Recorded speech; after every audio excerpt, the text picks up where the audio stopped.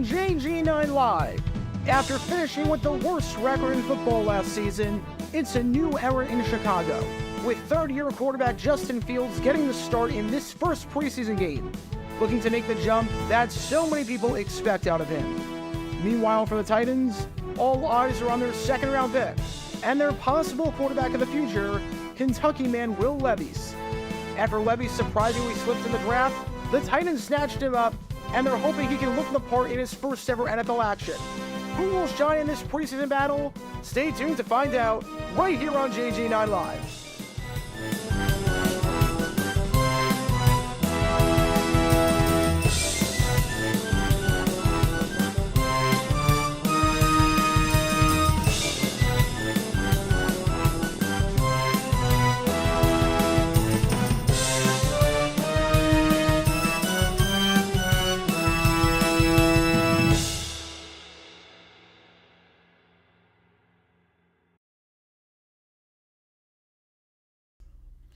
Alright everybody, welcome to JG9 Live, the Titans against the Bears for this week 2 preseason game. First preseason game of the year for the Titans, first preseason game of the year for the Bears. This one is on NFL Network. Thank you guys for tuning in. If you've never been to a JG9 live stream, or if you have been, you know the drill. If you haven't been, how it works is quite simply just type in anything you want in the chat. We'll be live streaming the game together. We'll be talking through everything. If you have any questions about anything at all, just fire away. If you want to have your question moved to the front of the queue, we have donations. You can donate and I'll get to your question right away. Otherwise, I'm just going to go in the order that I see the questions. But thank you so much for tuning in. This should be a fun stream. The Tennessee Titans against the Chicago Bears, a lot to look forward to in this game. Bears starters are going to play at least a drive, which is good. But obviously the big story, at least for me, for preseason, Titans, I want to see Will Levis play. I want to see what he does in his NFL debut. Don't know if... I think Malik Willis is going to be ahead of him on the depth chart for now, but I really want to see what Levis can do. So with that being said, thank you guys for tuning in. I am working on maybe 3 hours of sleep at this point. I was up until... let's see, it is 9:48 right now, my time. And I was up until at least 6 o'clock in the morning doing the video that came out today, the Fox Broadcasting Controversy from 1994. If you haven't seen that, go check that out if you haven't already. Thank you guys for all the love and support. All right, let's see what we got. Watching and listening from Albany, Georgia. How's it going, Blazer Bobcat? Welcome to the stream. Thank you for tuning in. My cat Surfy is showing her Bears fandom. She is purring and exposing her belly. You know, the bear trap. It's a sign. It is a sign. Did I compose the music? Yes, I did. I composed everything about the music, custom track that I made myself. So we did that. We did all of that. Just the theme came to me and I was like, let's do it. Let's do it. Again, in terms of what's on the agenda going forward, I feel like this is a good time to bring that up.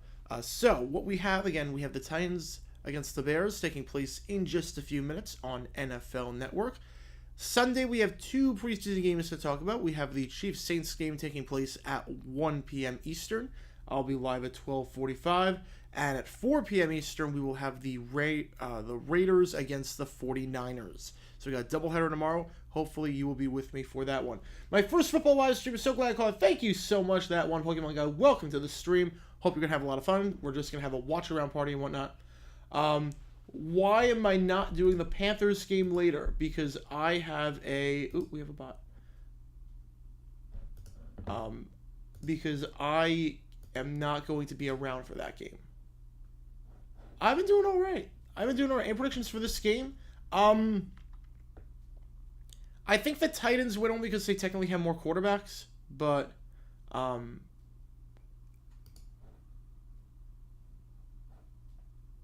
I mean, the real thing is how will Levis play. That's the real thing that I'm looking forward to. I love watching rookie quarterbacks playing preseason. I'm looking to see how Levis can do. Do they need to get a new number 2 quarterback, essentially? If Ryan Tannehill goes down, because obviously we know Malik Willis is not the guy. Malik Willis can't throw to save his life. We know that. If Ryan Tannehill goes down, how screwed are they at QB? We're going to find out. Let's see. Yeah, so why am I not doing the Panthers game? I just won't be around. I won't be available for that game. One of my friends is leaving for a job across the country, so we're doing like a go-away party for that one. So I will not be around for that game. What's on my voice? I just woke up like 20 minutes ago. It'll get better as it goes along. Maybe some water will help. I did stay for the whole Cardinals game. Yeah, I got back at like 11 o'clock at night.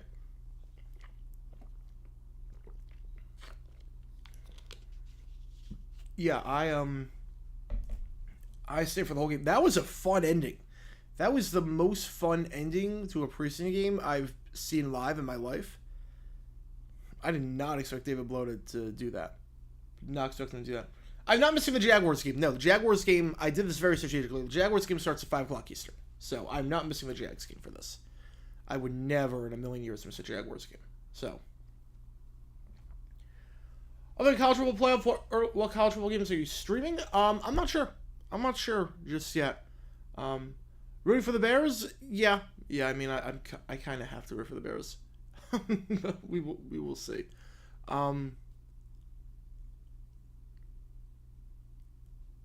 So again, the nice thing about the studio also, besides the fact you see the Titans and the Bears helmets behind me, the nice thing about this is that there are 4 TVs in the studio, and that's good because the Colts and the Bills are playing at the exact same time. Anthony Richardson making his debut. Obviously, we're talking about Titans Bears in this game, but I will be watching during the commercial break some of the Colts Bills game, and we'll see how Richardson can do. Let's see what we got. Go to watch the game with my mom. Have fun, kiddos. Thank you so much. We will try to have a great time and have a good time watching the game. You know, the Jaguars are not playing at the exact same time. The Jaguars are playing at 5 o'clock Eastern. This game will be done by 4 o'clock, so no issues there. Again, I will never live stream a game against the Jaguars. I will never watch a game against the Jaguars. That will never happen. Why did I choose this one over Bills Colts? That's a good question. This is the national NFL Network game, it seems like. On top of that, I want to see Will Levis and Malik Willis. Plus, I think this is the only Titans game we're doing this preseason. I could be wrong. Let me check what the schedule says. Let me check what the schedule says for that. Because I have the list of all the games that I'm live streaming. Yeah, because we are doing Bears-Colts, but this is the only Titans game we are doing this preseason. But we are doing the Colts game next week. So, that's part of why. Just a whole bunch of reasons. How will the Raiders do this season? Is McDaniels on the hot seat? Oh, score predictions for this game.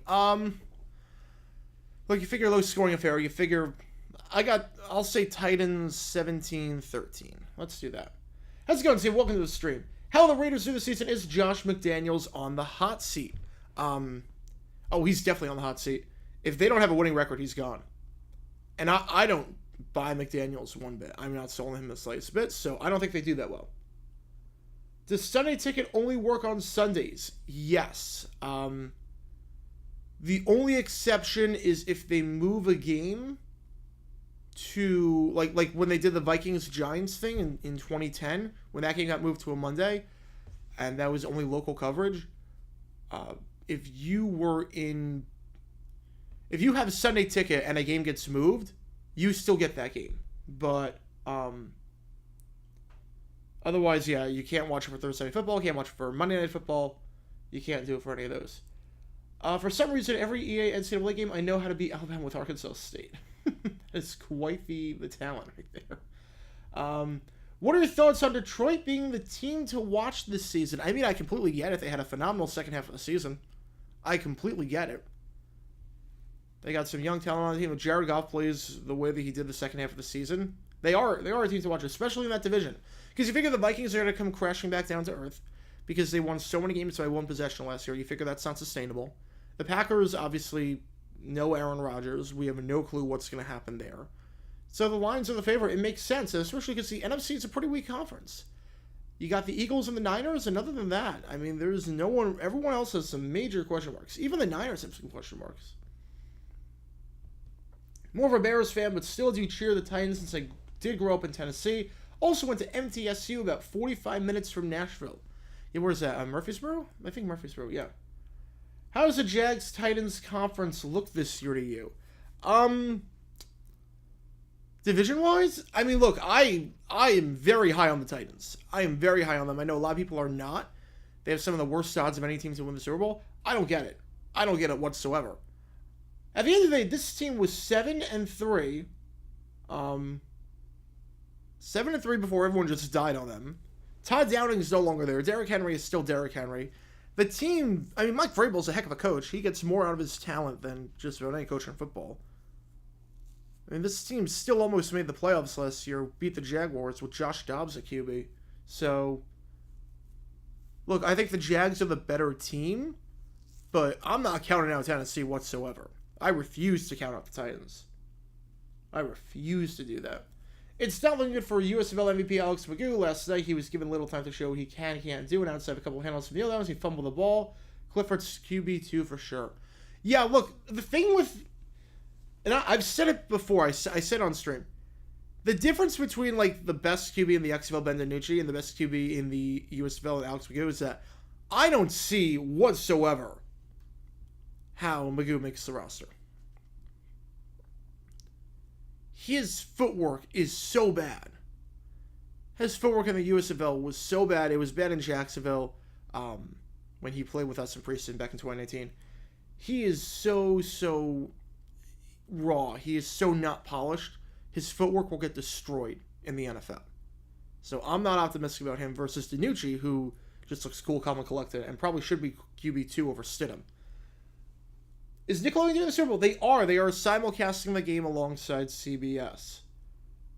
The only coach I know that gets more other talent is Mike Tomlin. Yeah, it's Tomlin and Vrabel pretty much. Now they have Hopkins too.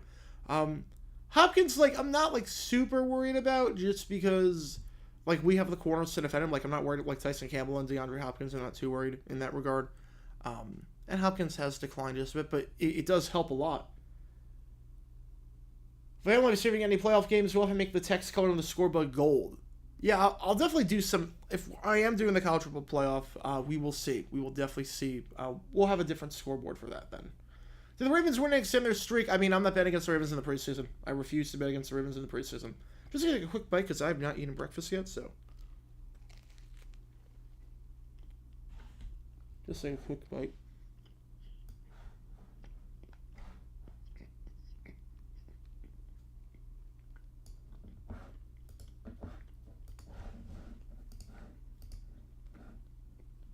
Alright.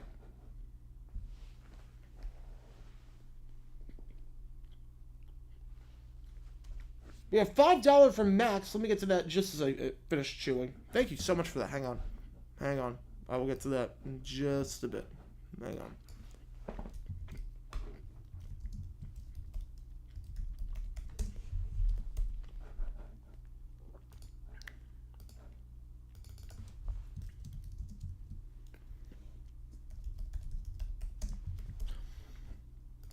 All right, thank you so much for that.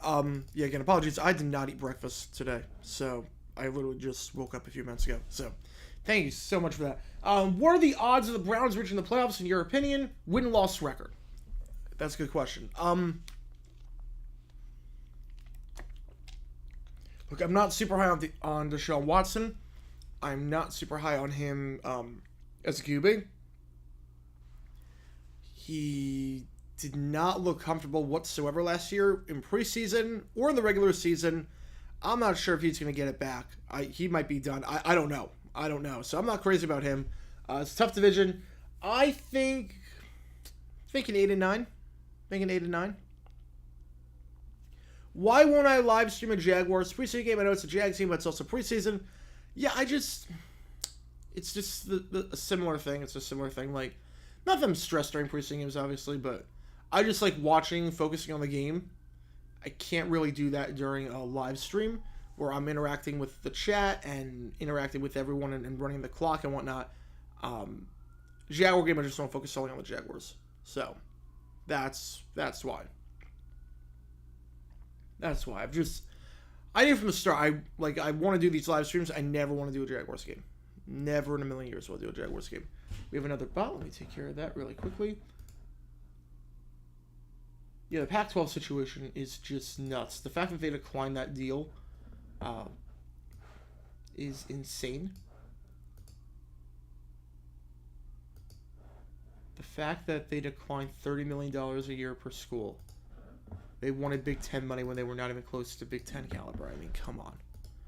They got way too greedy. Way too greedy. Alright, we should be starting this game in just a bit. Again, this game is on NFL Network. Let me just make sure that I have the Colts-Bears game on my other TV as well.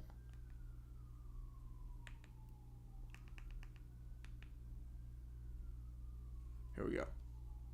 Nope. Just trying to set the Colts-Bears game, so my apologies for that. Or the Colts, who would win, Kim McQuilkin or the replacement Chiefs QBs? Oh, man. Look, McQuilkin was bad. I think the replacement Chiefs QBs probably... Oh, the replacement Chiefs QBs were terrible. I mean, the Dolphins game was something else. I'd say McQuilkin probably wins, but man, that is brutal. That is brutal. Okay, so... I have NFL Plus.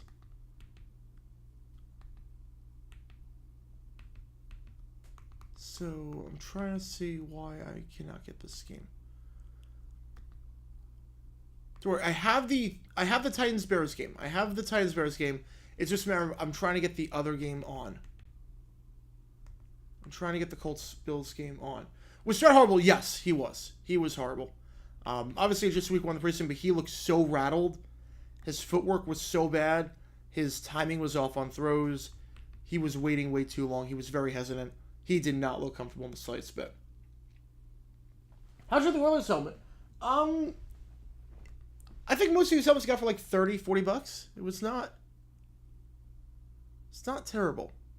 It's not terrible. All right. I do have the Bills game on now. I do have the Bills game on the bottom TV, which is good. Replacement Chiefs QBs or Brody Croyle? The replacement Chiefs QBs were so bad. I'm taking Croyle. Even though Croyle's never won a game, that's his claim to fame. He never won a game as a starter. I'm still going to take Brody Croyle. Cold Souls got delayed until 110. Okay. Yeah, because Catalong and Tasker are still talking. So that's probably going to get delayed just a bit. It's perfectly sunny, so I'm not sure why it got delayed a bit. But that's fine. You live stream game-by-game predictions of every NFL team. I don't know if I would ever do that. I mean, the thing with something like that is that so many people do those predictions and those live streams of like predicting game by game. Like, there's nothing I could really offer that's unique to that table. So I'm not really sure. You did an interesting video on the 1979 Cowboys-Eagles game. Thank you so much, Tommy. I didn't know that the Albuquerque CBS affiliate blacked out the national game. Yeah, the sports broadcasting after 1961 strikes again. Yeah, the J.J. Innings game was good. Will I do the national 425 game this year? No. So what I'm going to do is I'm going to do primetime games. I'm not going to do the national game. I'm not doing any 1 o'clock or 4 o'clock games for Sunday.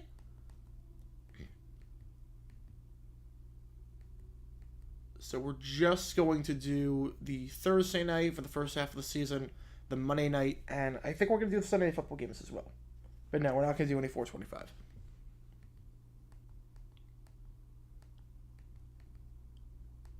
Part of it is just not taking that chance with the...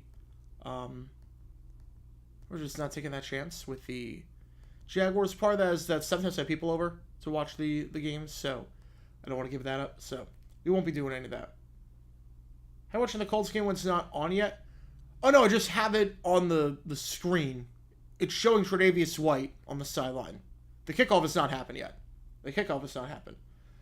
Thoughts on the Steelers this night? So I did not get to watch a second of that. I got to watch the condensed replay of that. So I can't give an opinion on that, so my apologies for that. I was at the Cardinals-Broncos game yesterday, so I did not get to watch a second of preseason outside of that game. Although I did see the Jordan Love highlights. I did see that.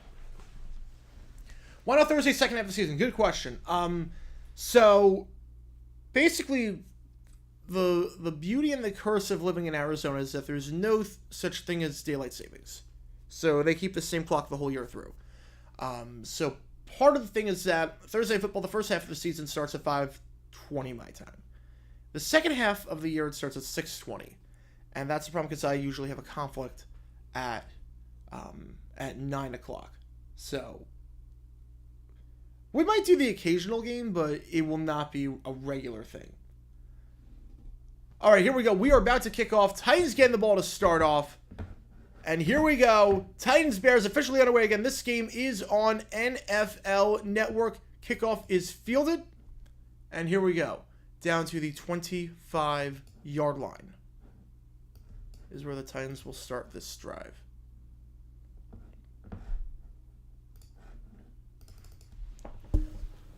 About that Browns-Cowboys 70, I don't think I was able to find footage. It's tough to find footage of college games from back then. It is very, very tough. Malik Willis getting the starter center. So Ryan Tannehill, no surprising, not surprising. He is not playing today. So it's Malik Willis, the third-year Liberty quarterback, or the second-year Liberty quarterback, I should say. Very, very inaccurate last season. We'll see what he does this year. First down, play action. Willis on the run, fires across his body. Wide open guy. Wide open player, and a big hit down at the 45-yard line. I thought he was down before. I thought he was down before. He was down before. But a nice throw across his body to Chris Moore. Chris Moore on the grab from the 25 to the 45, gain of 30 on the play. No, I'm not going to miss any of those games. I'm just... because there's a TV where it is, but I'm not going to miss any of those games. So I will be able to watch all the games, but it's a nice play by Willis, throwing across your body like that. It's always tough, but he was wide open. It's a chance you got to take. Chris Moore was wide open. Breakdown coverage, gain of 30 on the play. Titans are in business to start. 3 wide. Chris Moore, the man who caught the ball, is on the near side of your screen. Again, this game is on NFL Network. Willis under center. Willis, I'm not sure he did not get that playoff. He did not get that playoff. That is a delay of game penalty, a bad delay game penalty at that. Back of 5, moving to midfield. I hate this score bug that the Bears Network is airing. I hate this score bug. This just looks so bad. Why are the Titans? Why are they in orange? I hate it. I absolutely hate it. Thoughts on Olivia Rodrigo's song? I love it. It's like a typical Netflix teen movie song. First down, curl route, that ball is caught. They get that yardage back. 2nd and 15, or 2nd and 10 coming up.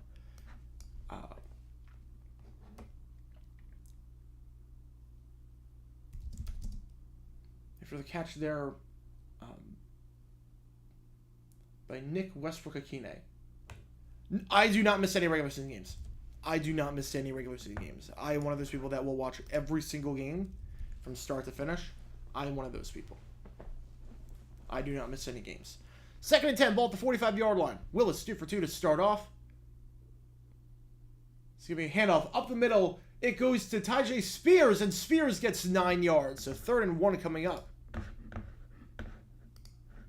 Spears, the team's 3rd-round pick out of Tulane. You wonder what his status is going to be. Obviously, Derrick Henry is your number 1 running back in Tennessee, but you wonder what his role is. Who's going to be the number 2? Is it going to be Haskins? Is it going to be Hassan Haskins? Is it going to be Spears? Yeah, the team colors of the scoreboard should be switched. Absolutely. The Titans should be the blue, and the Bears should be in orange. It makes no sense. 3rd one ball at the 36-yard line. 1 wide. Willis motions to the fullback. Handoff up the middle. Needed 1, and he's got way more than that down to the 30-yard line. It is once again Spears, the running back from Tulane. Gain of 6, good enough for a first down. The Titans really bolstered up on offense in this draft. 6 draft picks, all of them on the offensive side of the ball. Spears being one of them. Spears, again, the team's 3rd round pick out of Tulane. The American Conference Offensive Player of the Year. 21 touchdowns last year for the Green Wave, as they had a phenomenal, phenomenal season. First down. Once again, the give is to Spears. That one, gain of 2 on the play. Yeah, so I think the Olivia Rodrigo song is very, very good. It's very much like Brutal 2.0, which I love because Brutal's a phenomenal song. You are very knowledgeable. I wish the networks take notice. You'd be an excellent broadcaster. So thank you so much. Thank you so much. That means a lot. Yeah, I try to be as unbiased, try to be as knowledgeable as possible. And it's going to be nice during the regular season when the rosters are not as big, and I can do some research on the players beforehand. Thoughts on the Broncos-Cards game? We will get to that at the commercial break because I have some thoughts on that one. Yeah, it's time for the Red Chicago Blue. The scoreboard is so bad. Pitch out once again goes to Spears. Spears to the 25, stiff arm to the 20, to the 15, tries to cut back down to the 14-yard line. Oh man, Spears looks explosive. Spears does not go down easy. He's got nice bursts, gain of 14 on the play. That stiff arm was nice. The Titans have been looking for a number 2 halfback to complement Henry for quite some time. Have not really been able to find that despite their best efforts. They're hoping Spears can be the guy, and honestly, he looks like he can give you some burst. A nice change of pace from Henry during games with how fast he is. First down, Willis drops back. Looking end zone, now he's going to go to his second read. And that is an incomplete pass. I don't think he ever made a football move. I don't think Moore ever made a football move. Chris Moore's got to hold on to the ball. That's the second time today, though, that Chris Moore has let go of the ball. Obviously, the first time it was ruled that he was down beforehand, but that's twice now. His ball security has not been great. The Bears are challenged. Are we really challenging a preseason game? Really? Are we really going to challenge this? I cannot believe I have to update the challenge bug. Sean Payton challenged a preseason play the previous week. There's no way Moore made a football move. It's 2 steps and a football move. What part of that was a football move? Let's look at the replay. He's bobbling from the start. 1-2. There's no football move. This is such a bad challenge. I'd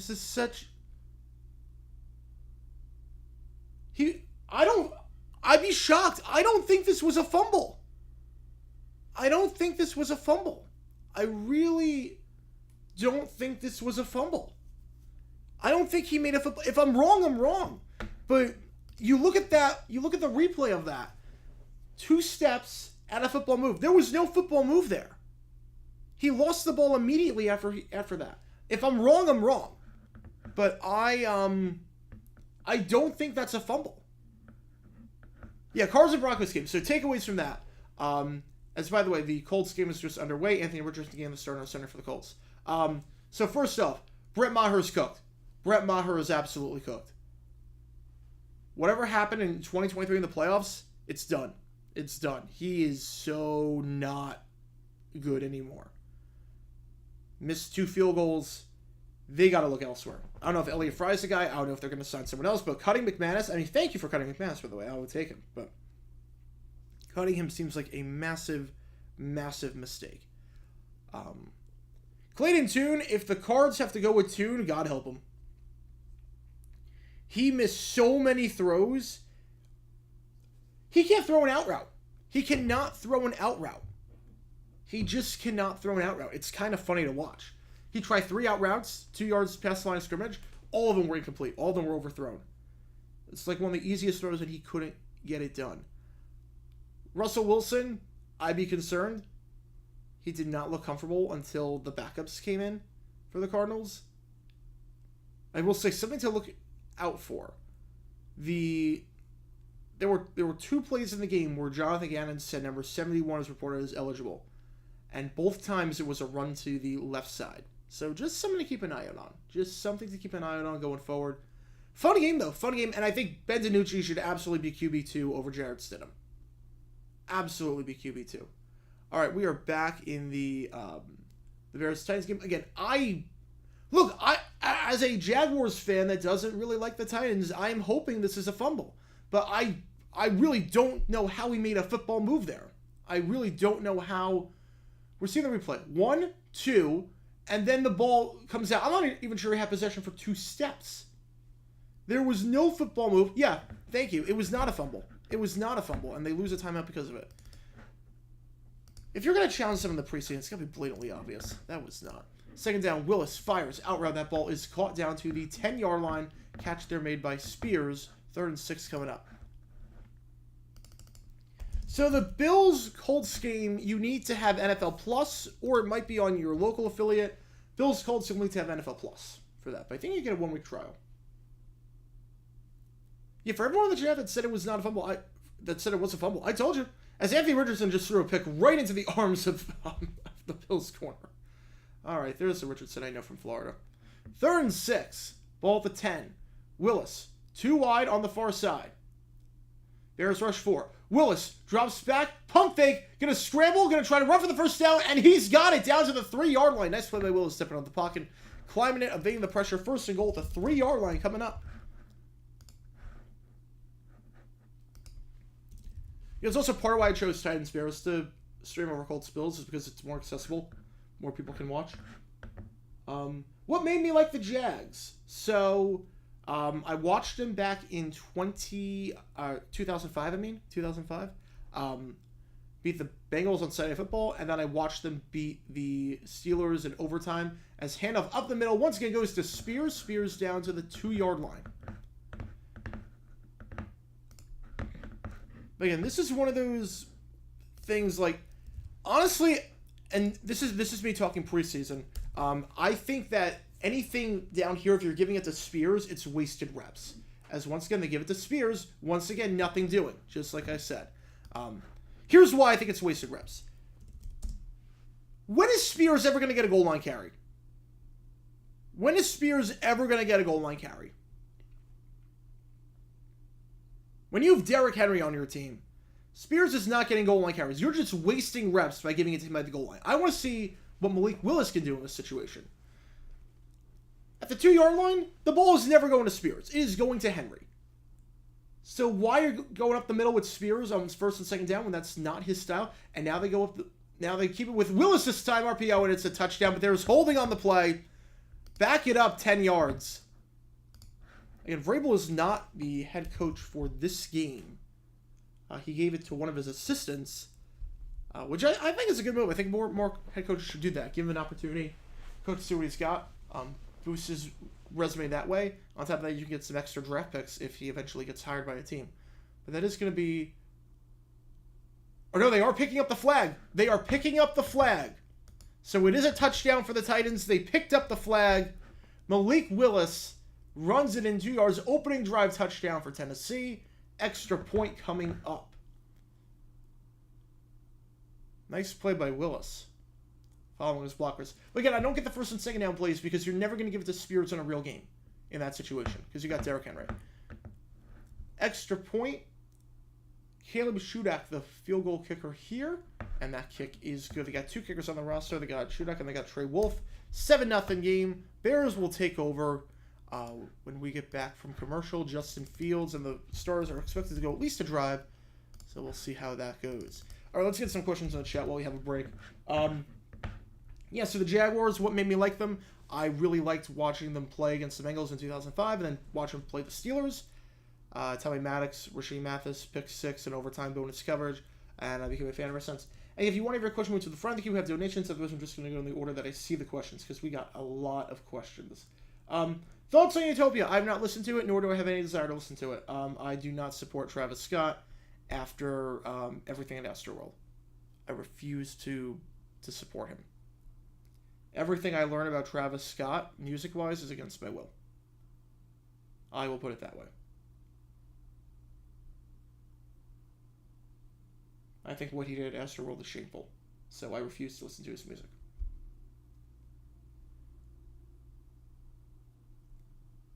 Yeah, the scoreboard is so bad on there. Yeah, my stream, for whatever reason, it's not a me issue. It's a Cox issue. I don't know what it is. Cox, for whatever reason, is a play behind. It makes no sense why that is. But I've tried everything. Cox, for whatever reason, is just 30 seconds behind usual. Jags tattoos. When am I getting them? I will not get a tattoo unless they win the Super Bowl. If they win the Super Bowl, I'll get like a Vince Lombardi trophy tattoo. Other than that, no. Let's see. Thoughts on the NBA Christmas schedule? It doesn't surprise me. I mean, I did not get all the games right. I guess the only thing that surprised me is that the Mavericks are on. But the teams themselves, nothing really shocking there. I think Sacramento should have gotten the game. Sacramento should have gotten a 10:30 game. But I can't really complain about the Nuggets being on at 10:30. Edmonton Elks flew a 22-0 lead and lost 22 straight home games. I don't know how that streak keeps going. I don't know how that one keeps going. Oh, will we do the 9:30 a.m. games for streams? Ooh, that's a good question. I've not decided that yet. Obviously not the Jaguars games. I might do the others. I will see. 2021 or 2018 Rams in a matchup. Goff versus Stafford. I would take the 2020. Man, that's tough. I take the 2018 team. Yeah, the Bears Network scorebook is so bad. You can just see, like, watching the difference between the Bills Colts scorebug and the presentation there, and then the Titans Bears presentation. It's very, very different. You can tell. All right, kickoff is going to go into the end zone for a touchback, so the Bears take over at the 25-yard line. Justin Fields getting the start in his third year. The Stars are going a drive, at least, so we will see what he can do here. Favorite Pixar movie from the 2020s? I still have to see Elemental, so I guess I would say Onward. There's not a whole lot to choose from. Oh no, Soul was in 2020. So yeah, Soul. Absolutely Soul. Alright, here we go. First and 10 at the 25-yard line. Fields, play action. Looking in the flat, that ball is caught. The 30. Now bounds at the 34-yard line. Catch there made by Blasingame. Kyrie Blasingame, the fullback. Gain of 9 on the play. 2nd and 1 coming up. Nice play by Fields going through his reads, then deciding just to check it down. And not just check it down, but to put that in a spot where it was not going to get batted down at the line of scrimmage, because there was a free rusher. So was the movie Onward was more fun. I'll give you that. Oh, they are going to give him the first down. I did not think he got the first down, but 1st and 10. They are going to put it at the 35-yard line. This one, handoff up the middle. Gain of about 2, maybe 1 on the play. It's Khalil Herbert on the run.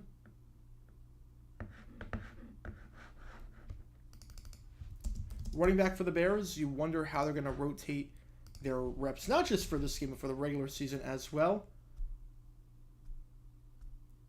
Let's see if they lost Montgomery. So you got Foreman, you got Herbert, you got Rashawn Johnson. You got a lot of different options that they could use at running back.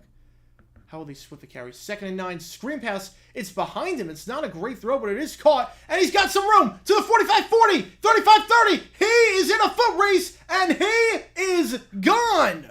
Touchdown, Bears. 64 yards on the screen pass to DJ Moore. Fields to Moore.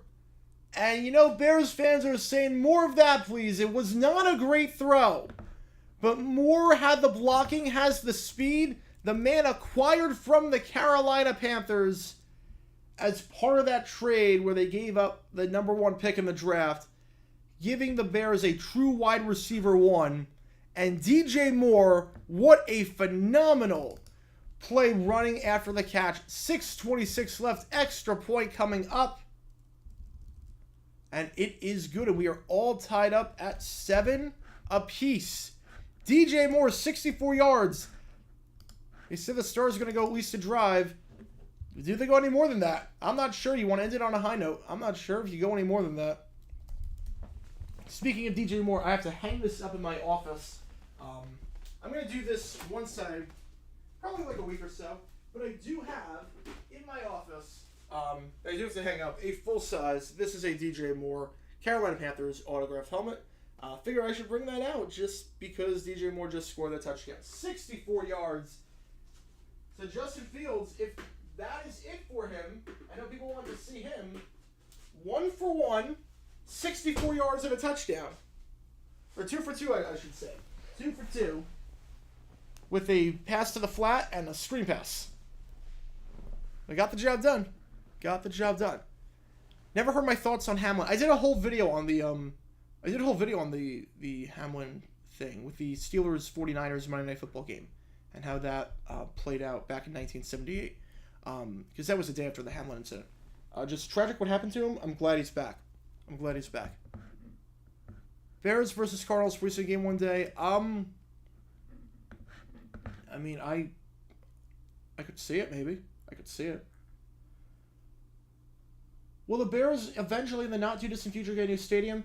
They bought the... Yeah, I think so. I think in the next 10 years, they will be out of Soldier Field.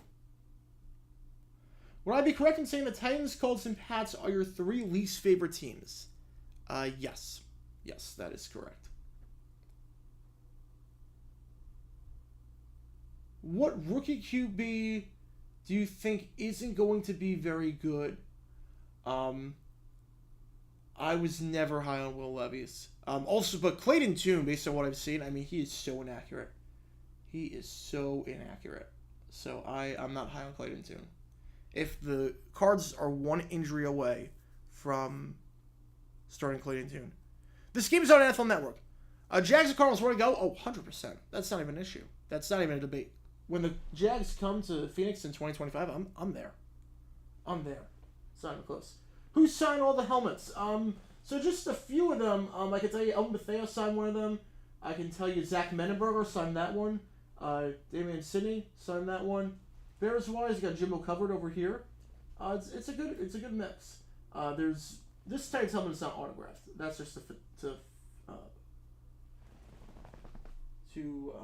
fill the case alongside that Bears helmet. But everything else is autographed. 14 out of 16 there are autographed, and we will have the case tomorrow for the Chiefs, for the doubleheader of the Chiefs, Saints, and the Raiders, Niners. And yeah, should know if you do want to sponsor this stream, again, just contact my agency, contact tablerock.com, as that's poor special teams play. Titans are going to start this one at the 17-yard line.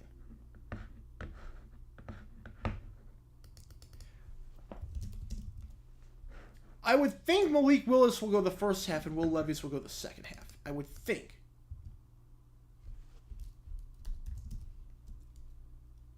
You never know with rotations in preseason, but I would think that's the game plan.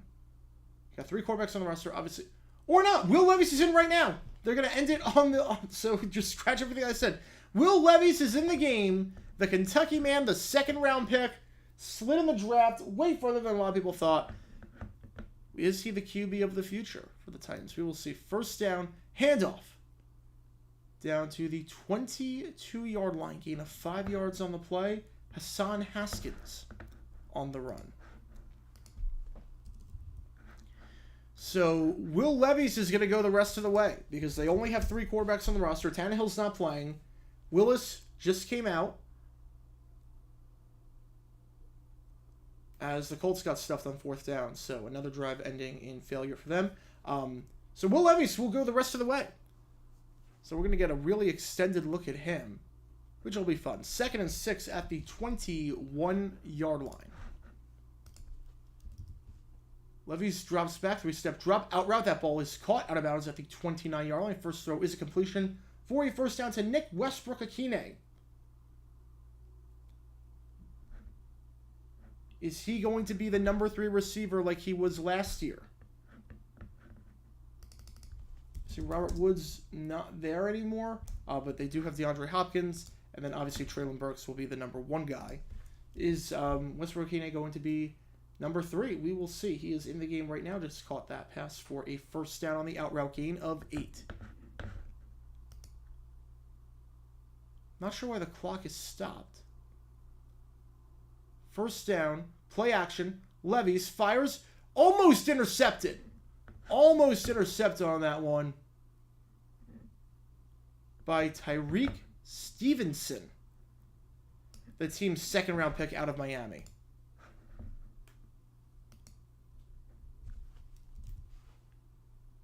That was a bad throw by Levis. Was behind his intended target, number 14, Colton Dowell, the team's 7th-round pick out of UT Martin.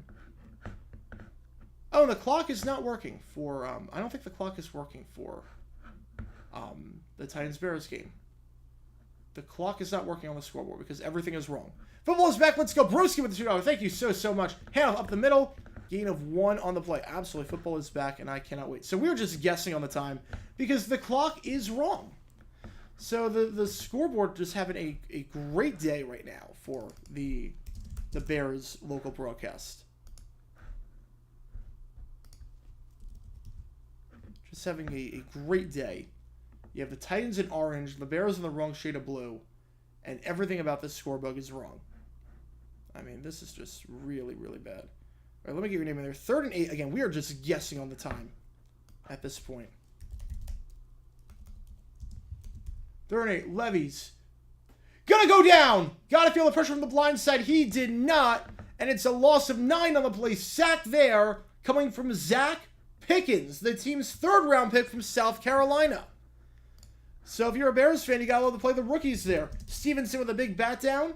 Almost picked it off. And then Zach Pickens bringing the pressure from the blind side. Blowing by the offensive line. Blowing by number 67, Xavier Newman-Johnson. It's one of those where Levis has to climb the pocket. He's got to know. It's one of those where you just got to know. You got to be aware. 4th and 17, punting this way from the 22. It takes a bounce and fielded at the 24-yard line. Tries to cut back and gets a gain of 7 on the play down to the 31-yard line. Velus Jones Jr. had a rough season out of Tennessee last year. Has looked decent in camp from all reports, though. It's a make-or-break year. He is on the bubble. Despite being a 3rd-round pick last year, he is on the bubble. Do I remember the scorebug for Broncos Niners? Yes, I do. It was not the usual Fox scorebug. It was the regional scorebug they showed for baseball games usually. I still have to figure out why it was the case. I think it might have been something with the power. All right, so 1st and 10 for the Bears when we get back from commercial break. We have 1.5 your question. We in front of the queue. We have donations. Thank you so much, Broski. Otherwise, I'm just going to go in the order that I see the questions. Let's see what we got. Which QB has a better chance of being the Titans star in the future, Malik Willis or Will Levis? Look, I still don't think Malik Willis can really throw a pass, so I would say Will Levis. Would I be crying if the Jags lose a Super Bowl? Why would I be? No. I'd cry if they win. But if they lose, no. I've suffered through so much pain. A Super Bowl can't, unless it's like 28-3, a Super Bowl can't hurt me. It really can't. The Super Bowl cannot hurt me. Making it would be the pinnacle of my life. Winning it's just a bonus. Let's see. I only saw recently the Packers decided to move on from Mason Crosby, which means that with both him and Rodgers gone, there are no more players from the 2010 Packers team left. Yes, end of an era. End of an era. The Texans-Pats scorebug was very... Yeah. I think my scorebug's better than this. I honestly think my scorebug is better than the Titans. At least it's the right colors. It's the right colors. I should put the Australian flag up behind me. I do not have the Australian flag with me. But if I did, I would to celebrate their phenomenal shootout win in the quarterfinals. What a great game that was. That was a fun shootout.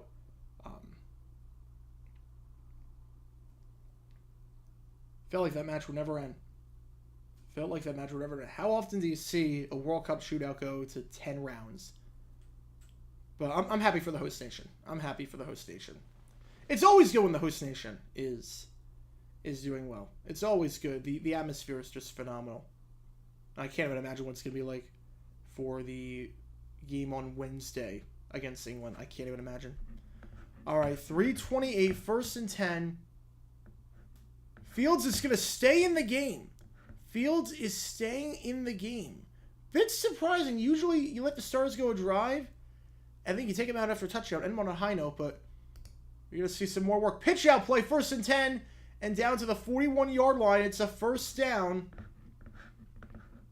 Khalil Herbert.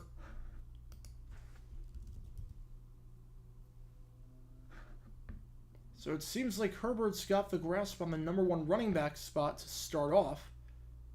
As he has been on both of these drives. Who would win, the Saints in their 62-7 game or the Jags in their 62-7 game? The Jags beat a playoff team. The Saints beat the worst team in football. The Jaguars win. The Jaguars win that one. First and 10 at the 42 after that gain of 12 on the play. Fields, hands off, up the middle, down to the 45-yard line. Once again, it is Khalil Herbert.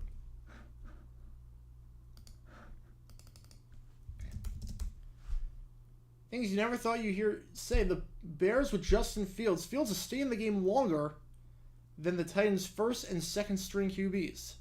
Shows the difference in philosophy. Titans, again, they're rolling with Will Levis at third string the rest of the way. The Bears still have Fields out there.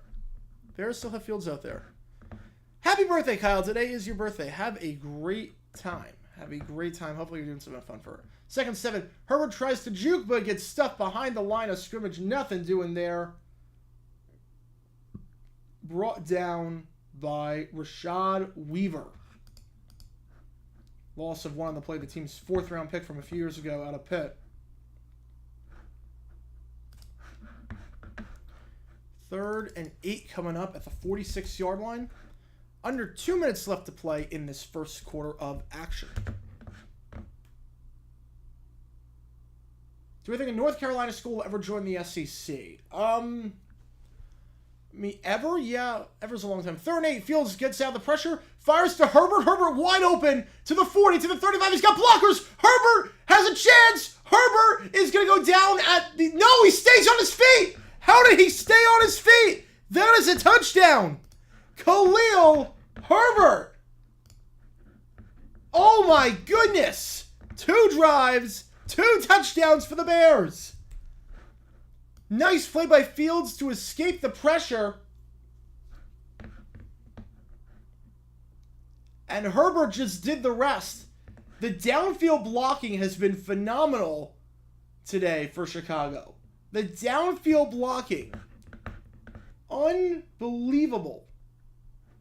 All yards after the catch. Again, you can't really tell anything about Fields from this game. He's got 2 touchdowns. He's been perfect. But, again, every throw has been pretty short. But... I mean, the yards after the catch, Khalil Herbert.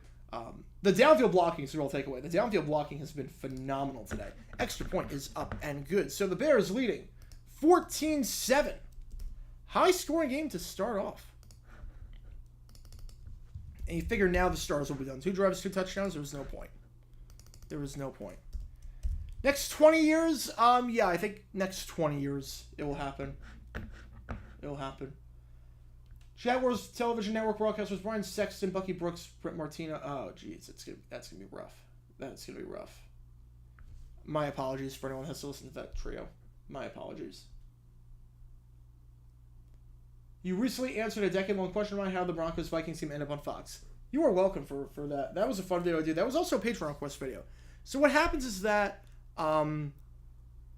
patrons get not just early access videos, but if you are in the top tier, you can request future video topics for me to cover. So someone decided to request that topic, and I was like, let's take a deep dive into that. Let's really dig into why that game was on Fox. I remember that happening, but I don't remember the specific ins and outs. So let's take a deep dive into that, and that was a fun video to put together. I also have another Fox broadcast runway controversy that came out today. So go check that out if you haven't seen it already. Kickoff is down to the 17-yard line. And flag on the play, so this one's going to come back again. Special teams a bit concerning right now for the Titans. 2 out of 3 returns, not even reaching the 20. And that one, half the distance to the goal, so that's probably going to start at the 9-yard line.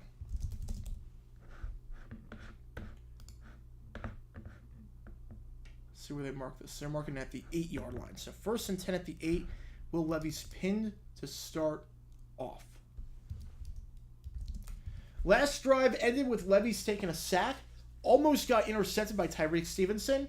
We'll see what he does here on this second drive. His second NFL action. It's in the shotgun. 3 wide, all on the near side. Now the motion. Colin Dowell over.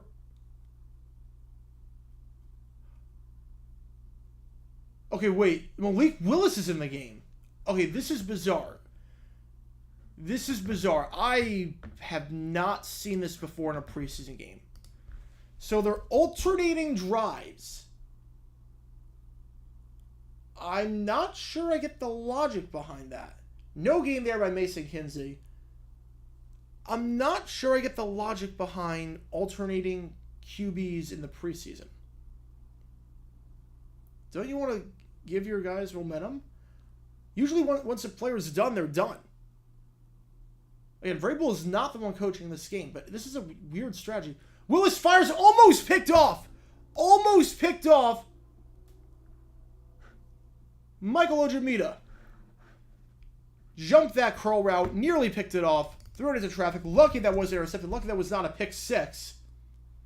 That was a telegraph pass all the way. Nick Westbrook-Akine, the intended target. 3rd and 9 coming up. 37 seconds left. That is bizarre that they are alternating QBs. That is bizarre. 3rd and 9. Ball at the 9-yard line. Willis starts back there, rush 4. Feels the pressure, fires. It is caught, but it is well short of the sticks. Down to the 15-yard line. Catch there made by Josh Weil. The team's 5th round pick from Cincinnati, but is going to be a 3-and-out. So 4th and 3 coming up. Titans will be forced to punt. We'll see if they get this punt off before the end of the quarter or if they just let the clock wind down. They don't have to call a play here. Ryan Stonehouse, one of the best punters in football. He's going to punt this one away, but not anytime soon. It's the end of the first quarter. 4th and 3 for the Titans when we get back with Stonehouse punting away. Titans trail 14-7.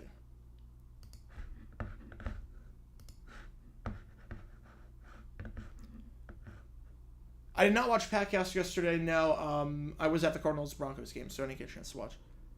Yeah, interim head coach is pulling musical QBs, pulling a Spurrier, who did this at NFL debut with Shea Matthews and Danny Werfel. Yeah, I hate the idea of pulling musical QBs. I hate that idea. In preseason, once a guy is done, he's done. Once a guy is done, that's it. I don't know what he's doing. I honestly don't know what he's doing.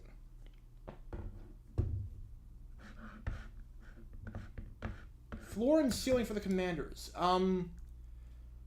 Floor is probably a 5-win team. Ceiling probably a 10-win team.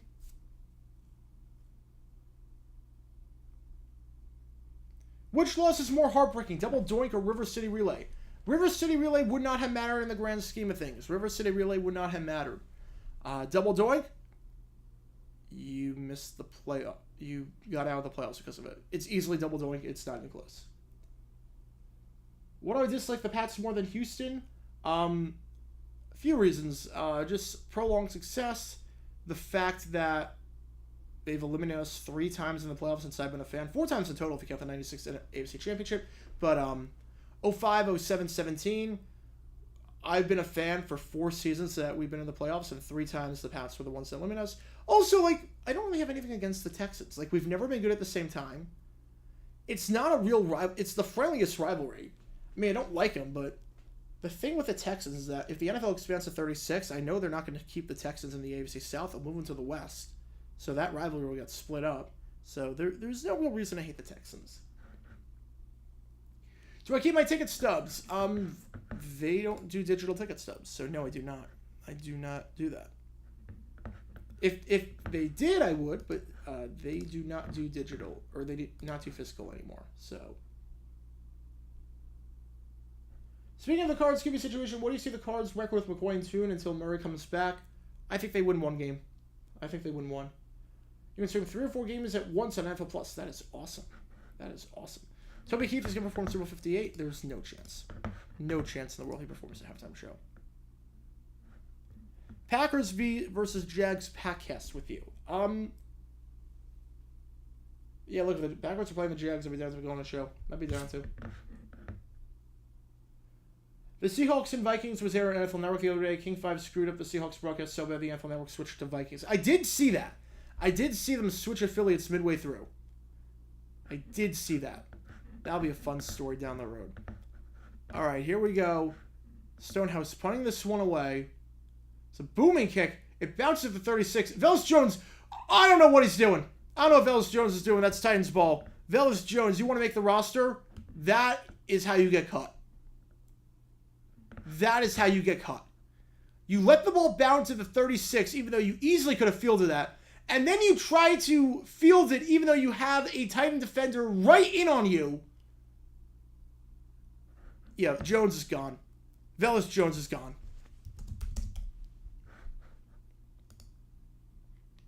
His struggles from last year continue. Jones is done. Sometimes you just got to cut your losses with third-round picks. They did it with Amari Rodgers. Jones is gone. That is an unforgivable mistake.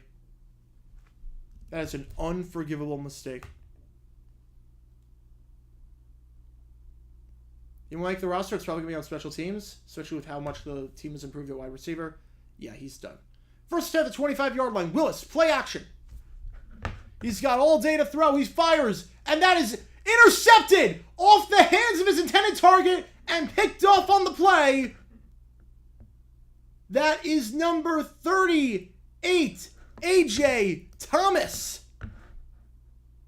So no harm done. That's a high throw. It's one thing you might have to catch, but it is, considering how much time he had and considering how open he was, it's a throw that really should not have been as hard as it was. And the Bears will take over. A wild two plays back-to-back. Where did the Chicago Park District go wrong with Soldier Field renovations? They made the stadium too small. They made it way too small. Why would you make it the smallest stadium in football, where it can now not host anything major? I mean, Soldier Field, as it was, sold out every game. So why would you make it 15,000 seats smaller? Is it too optimistic as a Bears fan to think we can make the wild card? No, I don't think so. Look, the NFC is so bad outside the top few teams that I really could see anyone making the playoffs. Outside of the Cardinals, if you told me any of the teams made the playoffs, it would not shock me. Going to the Packers Hall of Fame with my friend up at Lambeau this Monday should be great with all the history to revisit that franchise. Have a great time. I really want to visit the Packers Hall of Fame at some point. When I go to Lambeau, I'm definitely visiting the Packers Hall of Fame. I've not seen Hard Knocks Episode 1 yet. I've not seen that. Sean Payne did not let the stars of the Broncos rest until they scored against the Cardinals. At least we look more confident. Little to no pre-snap penalties.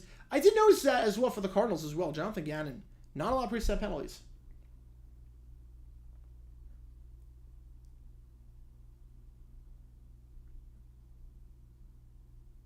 Let's see. What's better, this Bears broadcast or Pat's broadcast with 5 times more cuts to the Bob's Discount Furniture Studio? At least from what I can tell, this broadcast is just focusing on the game. Now, granted, second half might be different. Once the stars are out, it might be a little bit different. As that is a bad missed field goal by the Colts. That is a bad miss. If the 99 Jags and the 2011 Saints play in a Super Bowl, what would the final score be? Ooh. Jaguars 35, Saints 31. You completed a crossover grid for the first time. That is awesome. That is awesome. I've not done the one today. I've been fed up with crossover grid lately. Because there's multiple times now that I put in a right answer that they mark as incorrect. I've been fed up with crossover grid. Because they have been, like, actually inaccurate. And I could forgive it when it was an independent thing, but now that it's picked up by Pro Football Talk, I think it's insane. So. 92 Saints versus 09 Saints. Ooh, 09 Saints. 09 Saints. All right, new QB in. Fields, his day is done. So PJ Walker, the former XFL standout, is in the game. I've not been to US Bank yet. First and 10 at the 17-yard line. Walker going deep. That's a tight spiral, but that is nowhere close. Intercepted. What is happening this game? Picked off on the play, and he's got room down to the 31-yard line. Oh my goodness. So the Titans get it right back at the 31-yard line. Can anyone keep possession of the ball? That is 3 straight plays with a turnover. 3 straight plays with a turnover. Clemson's of the Big Ten. No, I don't see it happen. I don't see that happen. What on earth is happening this game? 3 straight plays with a turnover. Yeah, the roster has not been released. I'm a bit surprised with that. Usually it would be at this point. All right, so now it's Will Levinson. They're alternating QBs. Again, I don't know why. I don't get the logic behind it, but that is what this interim head coach is doing. 3 wide. 2 on the near side, 1 on the far side. Handoff up the middle. Nothing doing there. Handoff went to Hassan Haskins. I feel like at least Spears' date's on. At least Haskins held onto the ball there. 99 Jags, 2021 Jags, except the coaches are swapped. Who wins? 99 Jags win because they have more talent. Other than Eagles, Niners, Cowboys, who makes it to the divisional in the NFC? I mean, I'm not even sure the Cowboys make it. Levis, 2nd 10, scrambles. He fires low throw, but that is caught down at the 10-yard line. So again, a 21 on the play. Catch there made by Mason Kinsey. Bit of a low throw, but a nice catch by Kinsey nonetheless. 1st and 10 at the 10. I don't know if it's going to be a 1st and goal situation, but they are in the red zone. Try to take advantage of that good field position following the interception.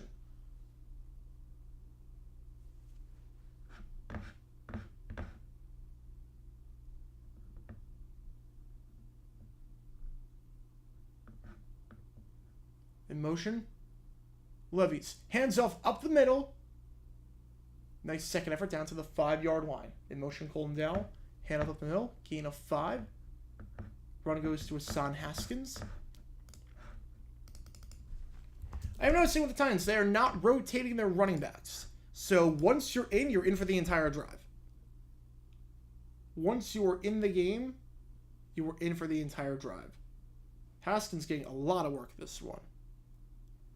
Since 0-2, how many times the Chiefs for the Bills only based on previous year standings? I'm going to guess 7. I'm going to guess 7. 3 wide, all lined up on the near side of the field. Top of the screen, Racey McMath. Or bottom of the screen, I should say. Levis trying to go through his reads. He's going to try to avoid the sack. He does, but he gets back to the line of scrimmage and down at the 4-yard line. So 3rd and 4 coming up. Brought down on the play by Micah Baskerville, the undrafted rookie. It's a few times now that Levis has been a bit slow to escape the pocket. A few times now. Nice play to eventually feel the pressure, but he's got to feel it a bit sooner. You got to feel it a bit sooner. 3rd and goal. Got back to the line. A neutral zone infraction. So stop that clock. Titans will move up a few more yards. Call that one on... I would say 52. I don't have 52 on my depth chart. It is Lewis. I do not have a 52 on my depth chart, which is bizarre. It is Terrell Lewis. It is Terrell Lewis. So move it up to the 3-yard line.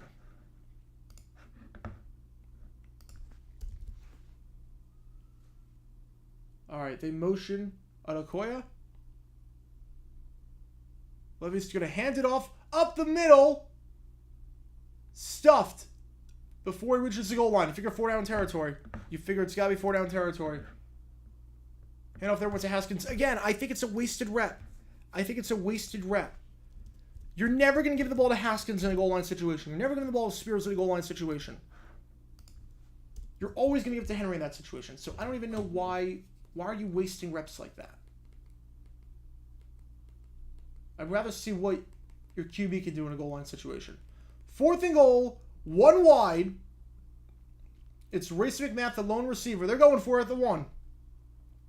Levis, handoff, Haskins, over the top, touchdown. Touchdown for the Titans. Touchdown for the Titans. It is a 14-13 ball game. Extra point coming up as Hassan Haskins gets the 4th down conversion to go. And the Titans take advantage of the great field position following the interception. Just letting the clock run down to the 10:36. The helmets in the background, awesome. Thank you so much. Welcome to the stream, Richard. Good afternoon to you, too. Welcome to the stream. You know, I really like the look of this studio. I really love the look of this studio. I love the helmets and how you can change the background based on what teams are playing.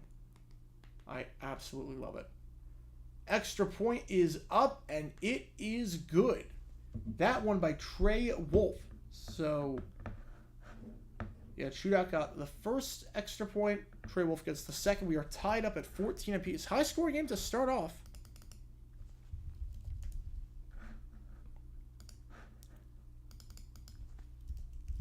And we'll see what the Bears can do. If they have an answer. Again, remember, P.J. Walker, the QB now for Chicago. His first throw was an interception. Helped get the Titans in that position in the first place. So we'll see what he can do on this next drive. And again, if you want to have your question moved to the front of the queue, we have donation leaderboards. Otherwise, we're just going to go in the order that I see the questions. But thank you guys for tuning in. Thank you for all the love and support. Again, in terms of what's coming up, we have 2 streams tomorrow. We've got the stream between the Chiefs and the Saints at same time as this one. And then we have the stream between the Raiders and the 49ers. So we got a doubleheader of action. Should be fun. Daytona will be the Jags' temporary home. I think so. It's looking that way. It's looking like Daytona. I'd rather them just build a temporary stadium in Jacksonville, but if they have to play outside, I'd rather them do Daytona. That would make the most sense. Worst concert I ever attended. It was a free concert. Jeremiah was so bad. Jeremiah was absolutely terrible. He lip-sank everything. It was the only concert I've left early. I left that concert early. It was so bad. It was a free concert at my school, so it wasn't like I paid money for him. But everything, he cut off songs midway through random words with an air horn, and then move on to the next song. It was such a bad show. Such a bad show. Jeremiah was by far the worst. Has been a graduation ceremony in Arkansas State. Have a great time, Sonic. Have a great time. All good. Hopefully I can see it for the streams tomorrow. Hopefully I can see it for that one tomorrow. Floor ceiling for the Cowboys. Floor, I'd say 7 wins, but ceiling, I'd probably say 13.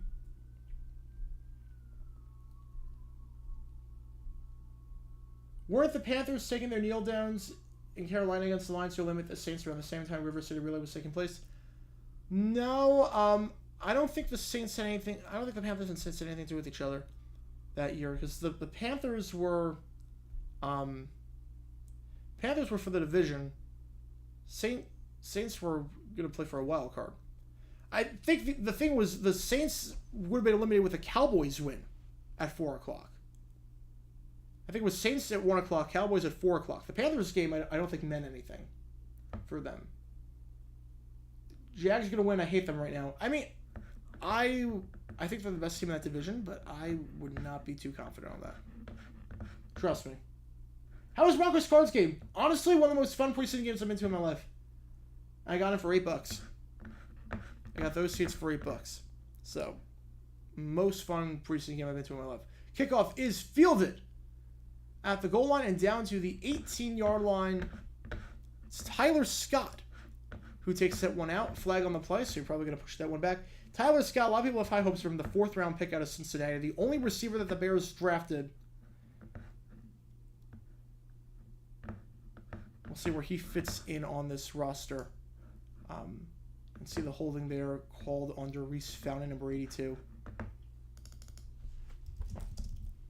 So there's a crowded depth chart at wide receiver for the Bears. Obviously, DJ Moore, Chase Claypool. That's your top 2. You got Darnell Mooney as your 3. And then you got guys like Tyler Scott fighting for that number 4 spot. So we'll see where he fits in. He had a return there. Might have to make his mark on special teams this year to really get some playing time. 1st and 10 at the 8-yard line. Once again, P.J. Walker in at QB. Last drive ended with a pick. We'll see what this drive ends in. Handoff, gain of 1 yard on the play.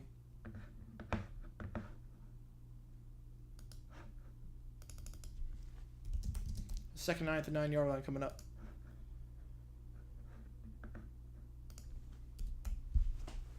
Look how sad those 10s look. Man, look, they're pretty much playing the backups. Titans are not really playing a lot of guys, especially not right now. 2nd down to the 12-yard line.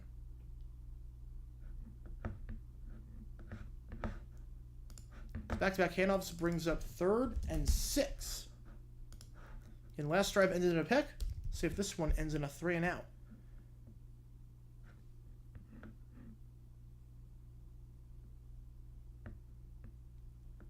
Deontay Foreman, the running back. 3 wide. 2 on the near side after the motion. 1 on the far side.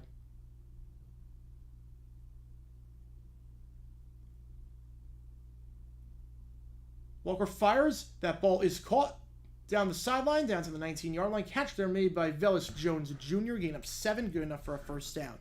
So Jones, a bit of redemption. I still don't think he makes the roster. A bit of redemption after that horrible fumble on the punt earlier.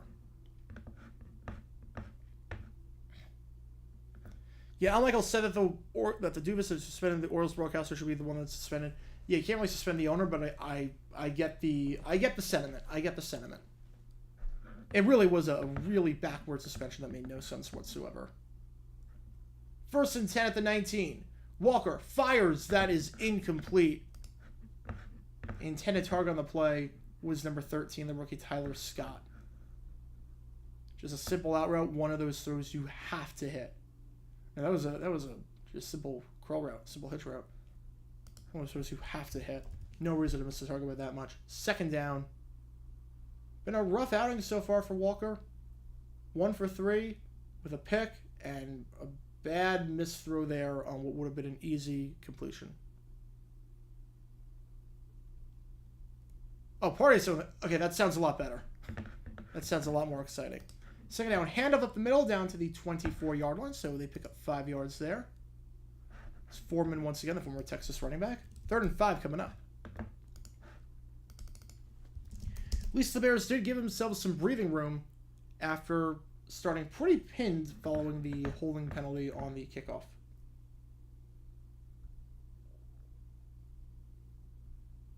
Let's see what questions we got. Sister is having her baby in a few days. That is awesome. Congrats to your sister. Congrats to your sister. 3rd and 6. Out route, that one is caught, but just a poor route tree there, and they're going to have to punt this one away. Catched over by Steven Carlson. That's one of those where that's on Carlson. That is 100% on Carlson. You got to know where you are on the field. You got to know where you are on the field. It's 3rd and 6. You're the primary target and you're running an out route. You got to run that past the sticks. There's no reason you can't adjust your route to run 2 yards further. There is no reason. That one is just poor on-field awareness by Carlson.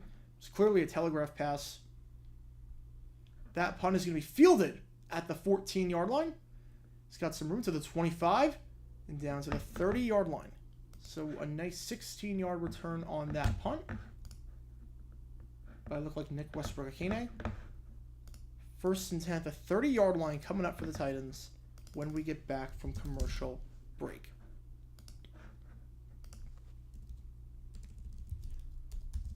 All right, let's see what we got. You go in the order that I see the questions. Yeah, you got to keep UNC and Duke together. So I guess the school I could see most likely going from North Carolina, I guess NC State for that reason.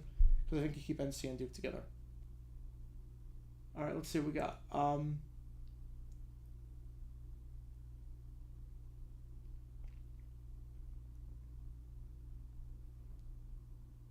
This is giving me Jay Cutler flashbacks. Oh, the back-to-back-to-back turnovers. That was nice. I saw your Twitter post where you said there was a kid that won a Hail Mary on 3rd and 1 the first quarter. Yeah. That same kid also was telling everyone how right he was when he said that they should call a shotgun pass, and they called a shotgun pass. He said it while they were in the shotgun. And it was 3rd and medium. They were not going to run the ball. It was like one of those obvious things. He was in the shotgun. He was going to throw a pass. Just one of those things. Yeah, Cards fans are kind of weird in the... Well, I will say this. Like, obviously, they're a pretty nice fan base compared to some other fan bases.